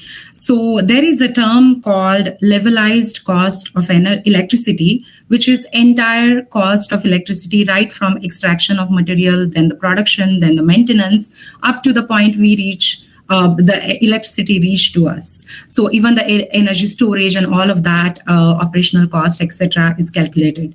And nuclear energy is one of the highest. So that is definitely one very big drawback of nuclear energy. So I want you to understand where nuclear energy stands. So I will just share with you one study. I have a graph in front of me, so I can't share here, but I can let you know. So in 2020, one financial advisory actually did a study and published a paper, and Lazard, that was the name of the organization. And how they basically, what they did is levelized cost of energy. They compared for every energy production or every non-renewable and renewable energy source. So in that research, what they found out is cost of solar energy, megawatt per hour, 1 megawatt per hour, solar energy cost $36. Now, the wind energy cost $40. The natural gas is 59, and nuclear is $164. So do you understand? Do you see how much difference is there? Nuclear energy is very, very costly. So this is one biggest drawback of nuclear energy. And that is exactly the reason why developing nations or underdeveloped nations around the world are not able to afford to have nuclear energy, and only developed countries basically go for it. So this is one drawback. And second one is obviously one of the very discussed and debated is there is a threat of nuclear weapon. There is nuclear proliferation. That is a risk. But otherwise also, I would say another drawback we need to understand clearly is the nuclear waste, and how, again, what they do is when the nuclear waste comes out, they basically contain it into a lead box, and they dig deep and kind of bury it in the earth. So that part of the land, of course, it's kind of land use change is happening, and there is always this hazard and risk that what if something goes wrong.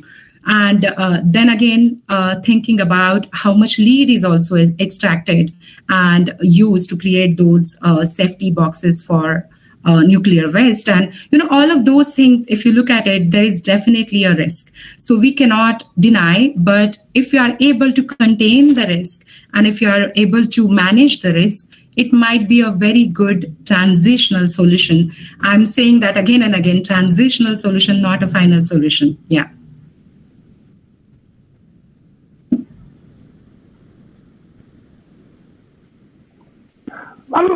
According to you, are nuclear hazards any different from the other hazards we face? Sorry? Can you repeat that? According to you, are the nuclear hazards any different from the hazards we face, the natural calamities, or the problems that are caused to the environment because of the use of natural resources? Yeah. Okay. In terms of hazard, honestly, the voice was breaking. So whatever I could gather, I'm just going to answer based on that. So in terms of hazard, I would like to actually compare the nuclear hazard. We have a very good example of Fukushima, what happened in Fukushima. Because of the tsunami, the Fukushima was basically triggered. What happened in that particular example is they were able to evacuate people and people were saved, but a lot of natural resources got wasted. So whatever the fresh produce was there, they had to throw it away, and a lot of waste happened in terms of that. And there was a lot of poisoning, nuclear poisoning happening in that area. So they had to put a lot of funding to actually clean it up and make it habitable again, that place. So that sort of hazard is there when the accident occur. But if you compare the nuclear hazard with your business as usual hazard, which is oil and gas. So when the oil spill happens, and that is more frequent than the nuclear hazard. Somehow when the nuclear accident happened, everywhere around the world, the media and PR give a lot of attention to it. But when the oil spill happened, it is such a big part of our modern lifestyle that many oil spills are actually not even getting reported. But oil spills are more dangerous if you want to count the cost of hazard and cost of mitigation and sorting out or fixing the hazard. The oil spills have much bigger ripple effect or larger hazard, because when the oil is spilled, a huge part of the sea and all of the biodiversity or marine life is actually getting wiped out over there.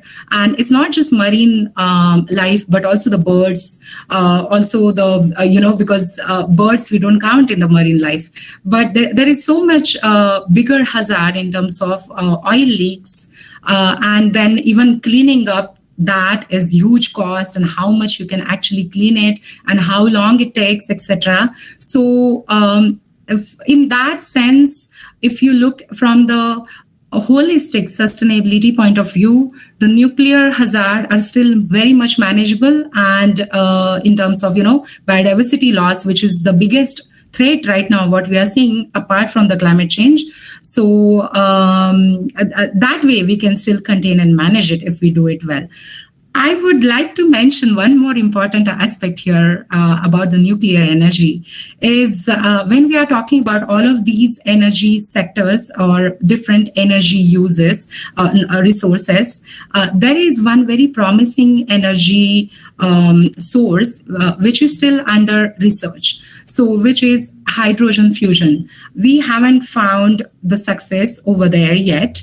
It is very early phase in the research, but I think if we keep the nuclear energy in the mix of overall energy mix for a country, then we will be able to actually research more for the fusion process, which that sort of research we need to actually reach a phase where hydrogen fusion will be actually possible and commercially viable. And this is another advantage of keeping nuclear energy in the energy mix. So I want to give a few examples here, as long as the questions are not coming there. So what happened is we can look at the examples of Germany and Japan. What happened in Germany and Japan, they phased out their nuclear energy completely. And down the line, because they were phasing out and there was so much pressure from the community that they had to phase out nuclear power plant. And I think Japan definitely has to do with the fear in people's mind, citizens' mind, that we don't want nuclear energy. But what happened is down the line, they went back to coal and oil. Now, such developed countries, because developed country definitely cost-wise can afford to have nuclear energy in their mix. So mix basically, just explaining if anyone doesn't know, mix is you can have some percentage of energy. So you could have, let's say, 10% of nuclear energy, 20% of solar energy. That is basically the mix. It could be 30% of the oil, gas, etc. So Germany and Japan entirely phased out nuclear energy and they went back to the coal and gas. So which is very, very negative example of it, how when you remove the nuclear energy from your mix, how you actually contribute to climate change and how bigger impact happens on the biodiversity and climate change. But a good example is France. France kept the nuclear energy in their mix, and around 70%, if I'm not wrong, energy comes from nuclear energy in France. And now France has reached a phase where they have one of the lowest carbon footprint of their energy. So France's energy carbon footprint is one of the lowest. And this is a good example that they wisely kept this transitional nuclear energy. And obviously, we can be hopeful that there will be a lot more renewable energy sources shift will happen in France quicker than other countries, because they will shift from nuclear energy to the from a clean energy to the cleanest energy, which could be renewable energy sources.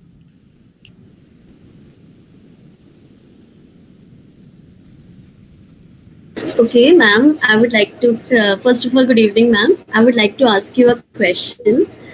Qaeda has repeatedly expressed its intent to launch nuclear attacks on American soil. Pakistan's nuclear facilities have been attacked 3 times since 2007. So what do you think, how can it be controlled? This is more of politics, and I do not qualify myself to comment on politics. But if you look at it, most of these issues are political power. If you look at it bigger picture level, like I said, I'm not an expert on that front. But what happens is, since the Industrial Revolution, the countries who are most industrialized have been in power, and they have more money. They are richer countries.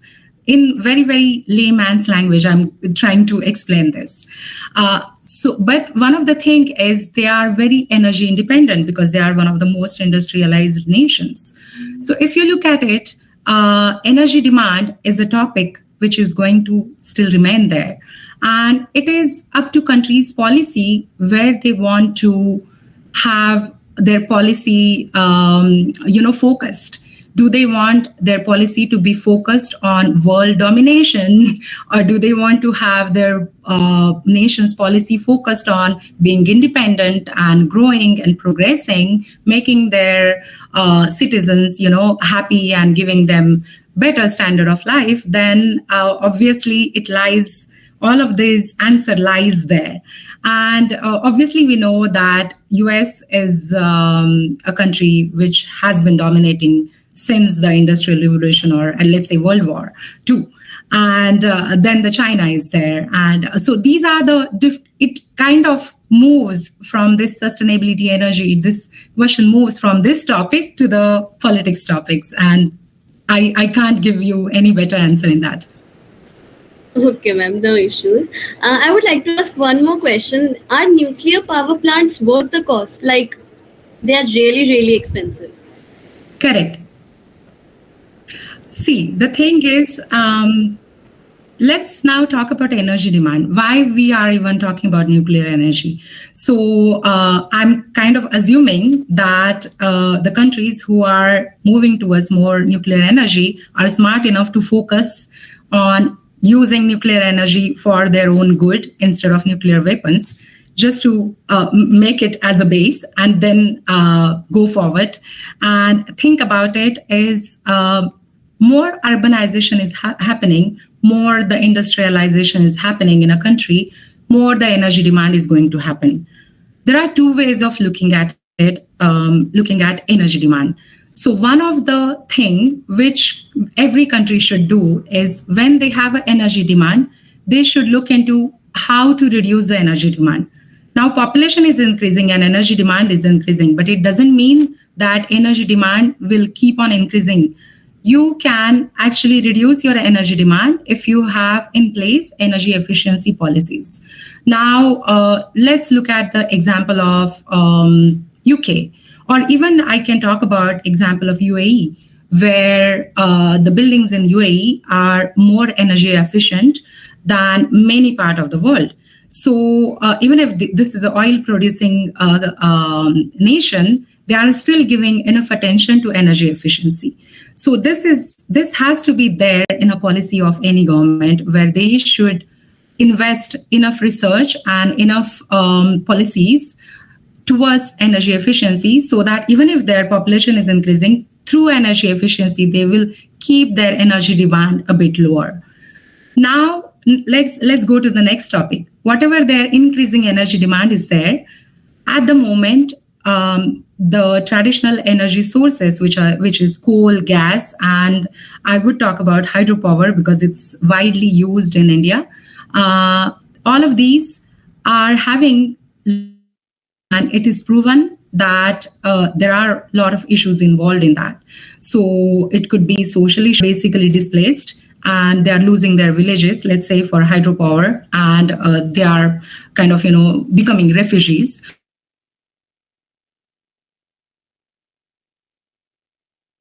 But the renewable energy sources are not powerful enough, I would say, just to sum up, that we can switch it entirely over there.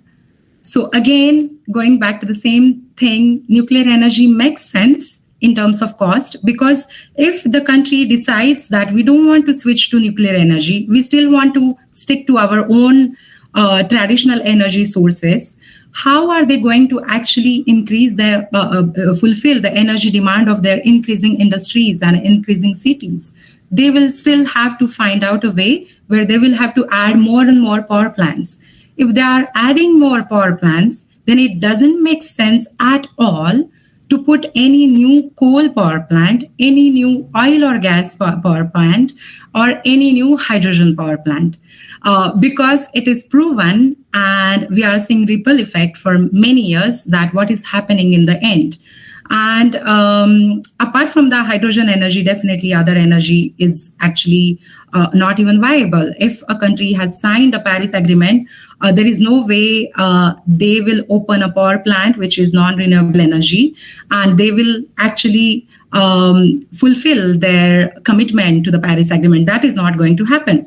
So then you remain with one option, which is hydropower. And I'm sure in India, so many people have been suffered for years. So people know that what hydrogen power plant can bring.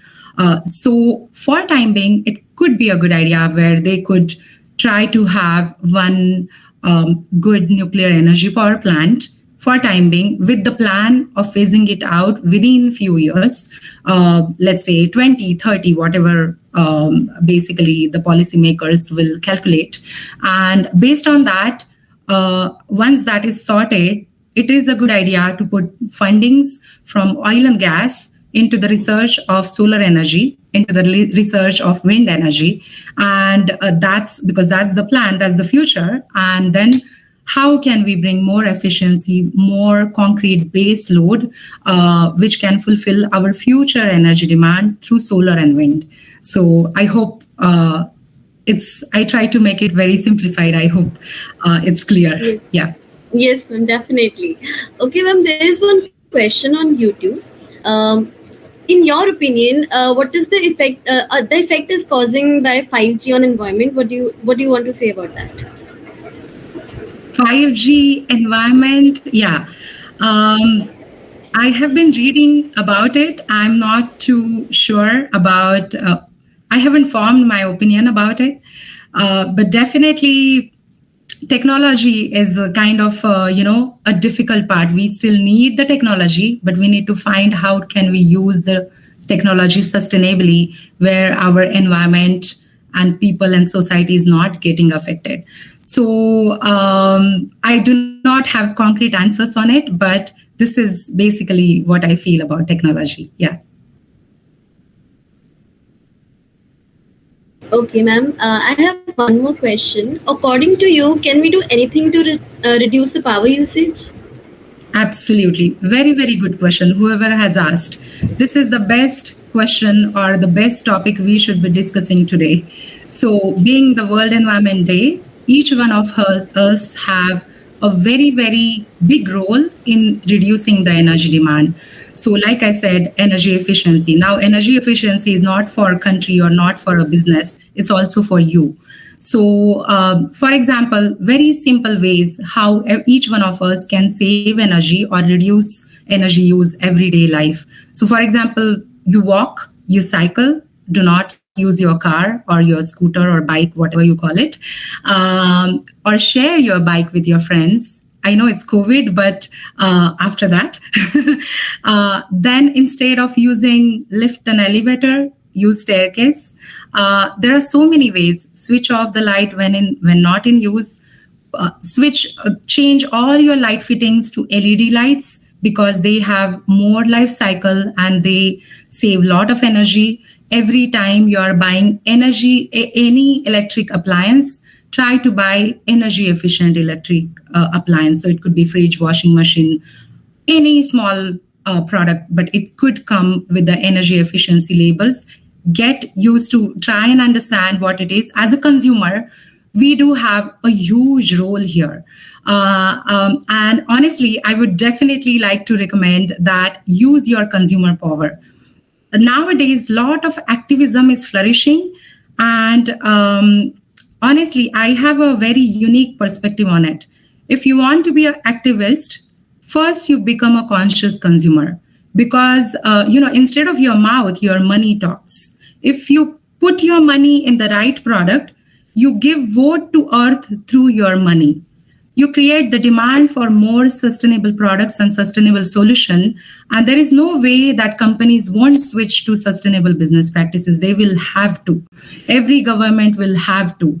And if we, each one of us, decide to use our consumer power, and it's consumer power in very simple ways. For example, when you are buying vegetable, if you are try to buy vegetable which is grown locally in your own area, instead of buying vegetable which comes from far place or imported.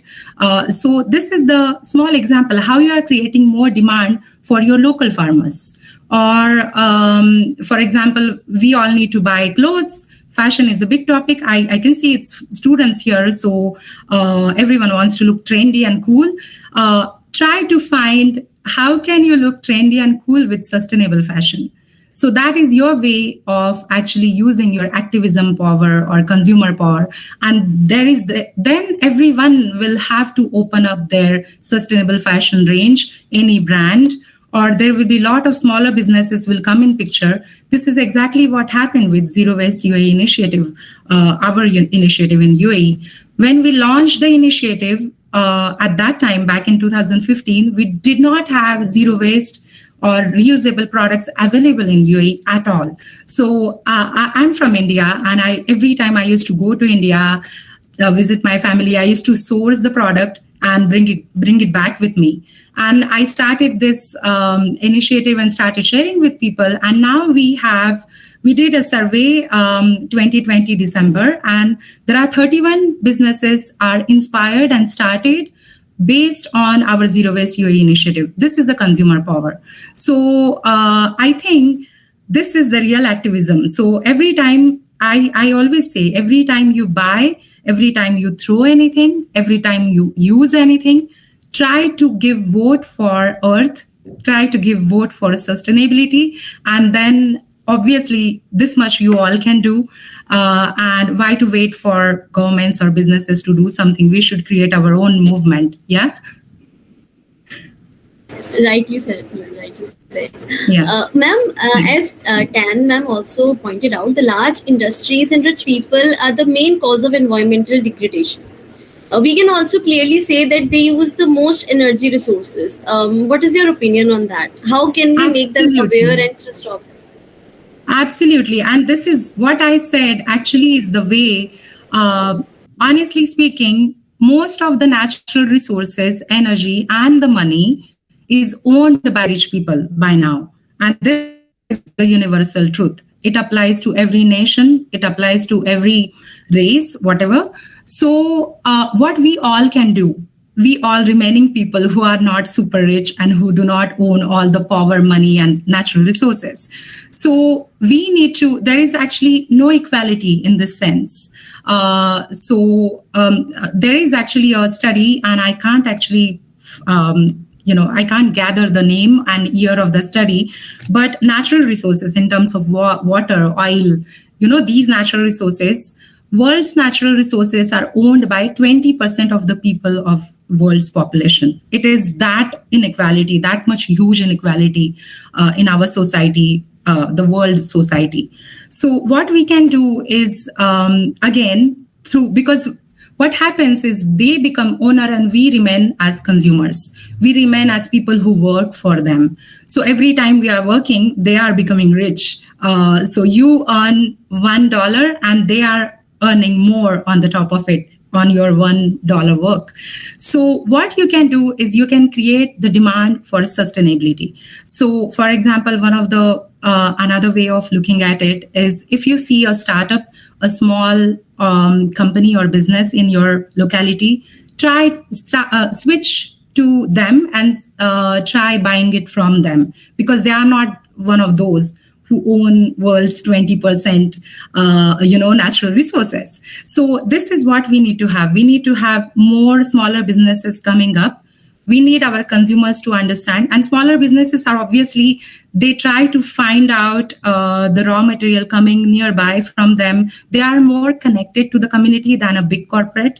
So we need to accelerate this startup culture. We should turn into entrepreneur than the employees. This is another way we could all work towards it, because they are the entrepreneurs and we are their employees. So that shouldn't happen. We all should try to become entrepreneur. So you are students, so you could start your own businesses. You can start any business in any field, but you can make it a sustainable business. So that is one thing you need to understand. So if you are becoming entrepreneur, create a sustainable business model for your business. As a consumer, you definitely give a vote. And then activism, of course, but if not activism, stop buying from all of those brands or big corporates you feel are not doing correctly, or you feel that you are trying to ask questions, but you are not getting transparent information. Ban them. So this is the way we all could change the society. Yeah. Yes, ma'am. And it is rightly said that the change always begins when you start to thinking about everything. Like if I am thinking to change anything, that after me, everyone will change. Correct. Ma'am, I want one more thing. Any final words of wisdom or advice that we must remember according to you? Okay.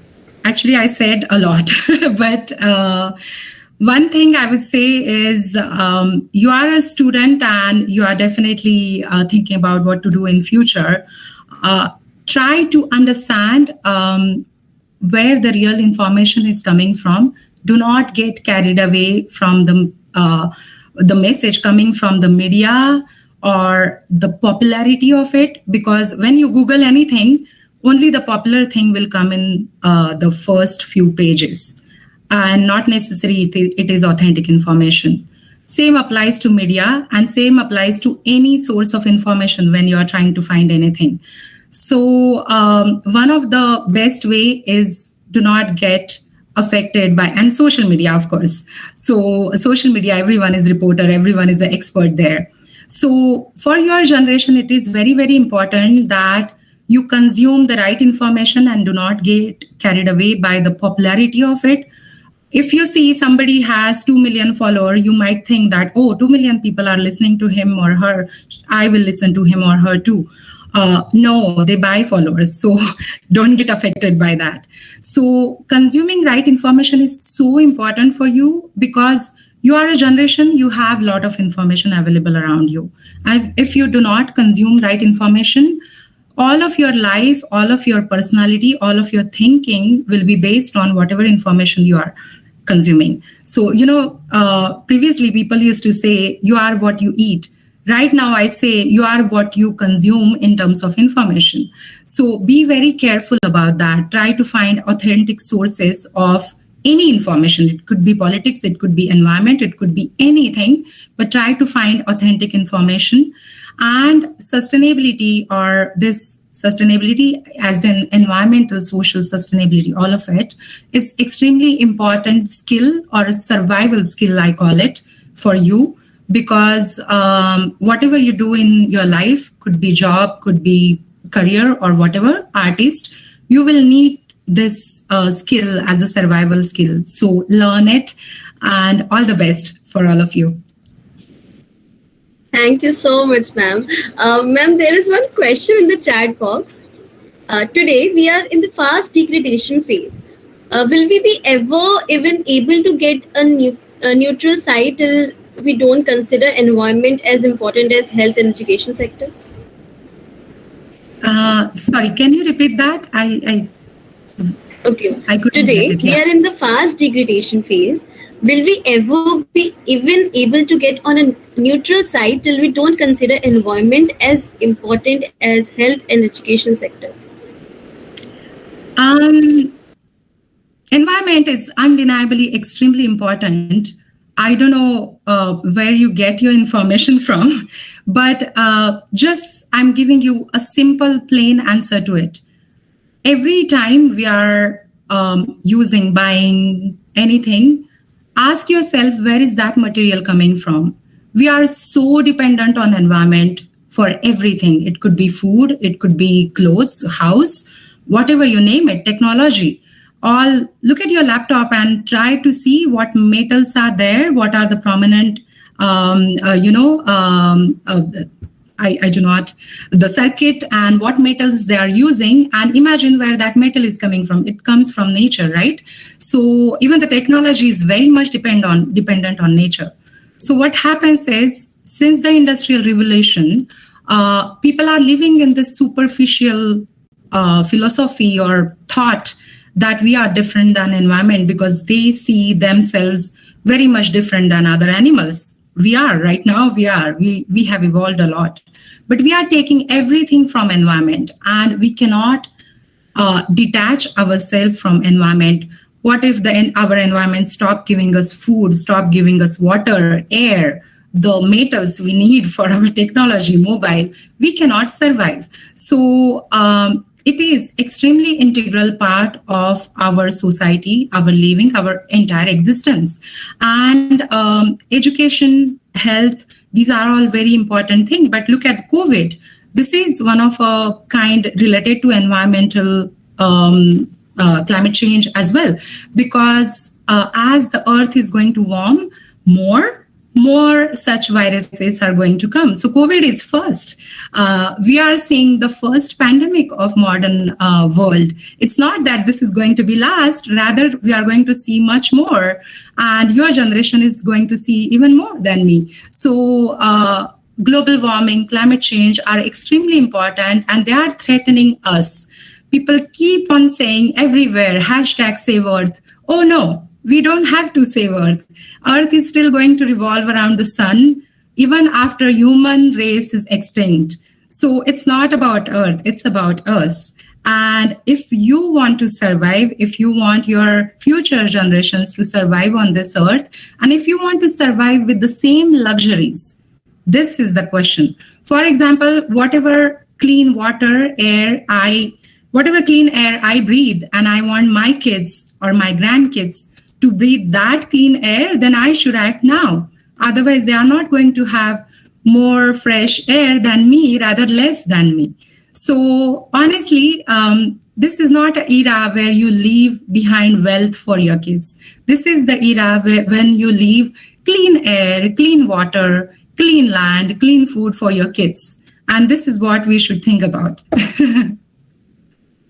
Exactly, ma'am, definitely. And thank you so much. I asked so many questions to you, and we have answered it very nicely. And we really gathered so much information today.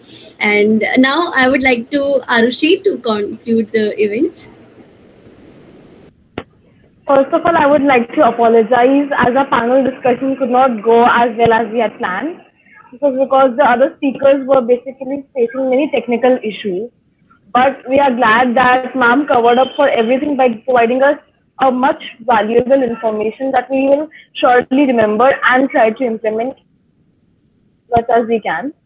All of your words were truly inspirational, and they have moved many of us to start working for the betterment of the environment. We are grateful to have you here with us today, and thank you so much, ma'am, for providing us such a deep insight and so many ideas to help us improve the environment. Our world is facing twin challenges of climate change and energy security. Nuclear power can be a part of the solution, and I believe it will remain an important part of the electricity generation mix in the decades to come in many countries. Thank you, ma'am. Now, I would like to ask Maktab to conclude the event. Hello, good evening, ma'am. Thank you, ma'am, for taking your time, precious time out for us and inspiring us, motivating to work for the environment. Thankful to learn from your experience, and it will help us a lot in our future. Now, as our event has successfully come to an end, and I would like to thank Anu ma'am, our teacher convener, for guiding and supporting us throughout. We would also like to thank and appreciate you all for being such a great audience. Your eagerness to learn and work for the environment was clearly visible. It's the event that has ended, not our love for the environment. We hope we all unite and move a step forward, leading our society towards betterment of our environment. Thank you everyone for joining us. Now I would like to call our President Isa Sachdeva to thank you all. Thank you so much, Maksud. Thank you so much for inviting me. So I really feel like there is so much. I personally, if I talk about myself, I got so much information today. I think I could never get it in my life if I was not in this webinar, in this conference. So it's like so much of interesting information which could help us to do even better for our environment, to take even better actions. Like, when we are more aware, when we have more information, we are able to do right things. So this is something I really liked about today's event. There was so much of information.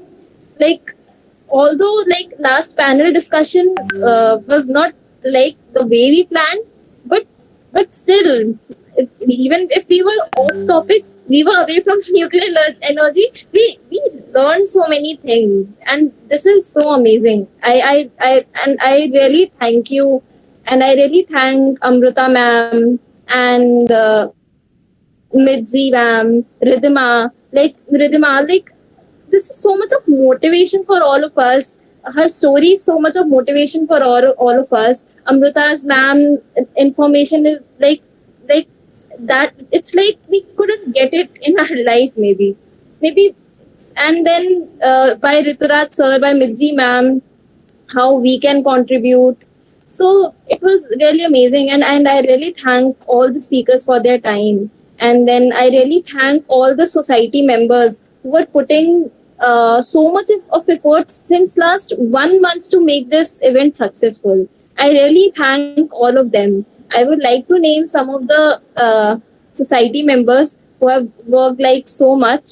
Love Arora, Shubham, Suraj, Akshita, Sindhuja, Himanshu, Shubham Verma, Shreya Jain, Vaibhav, Bhupesh, Divyang, Samiksha, Isha Kapoor, Shaheen, Dipanshi, Arushi, Devashish, Maksad, Harjas, Hema Maurya, Lakshi, Shruti, Susan, Ashar, Shivansh, Hema Rai, Smriti, Lakshika, Abhimanyu, Tannu.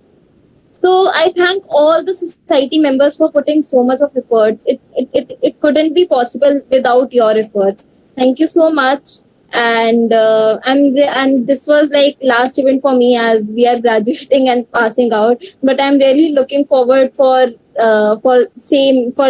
events with even more enthusiasm, events with same information and same efforts. All the best to everyone. All the very best. Thank you so much, Amrita ma'am. And I would also like to thank Anu Satyal ma'am for supporting us so much, and our college administration for supporting us with this event. all our event partners. Thank you so much. Have a great evening. And once again, a very happy Environment Day. Bye bye, ma'am. Thank you so much. Bye. Ma'am, it was a wonderful session. Thank you.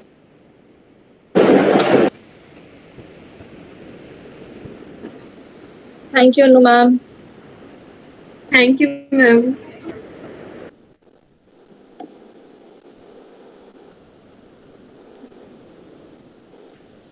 I think we all are society members here right now. Can you उसको stop कर दो YouTube. Can you stop YouTube live? So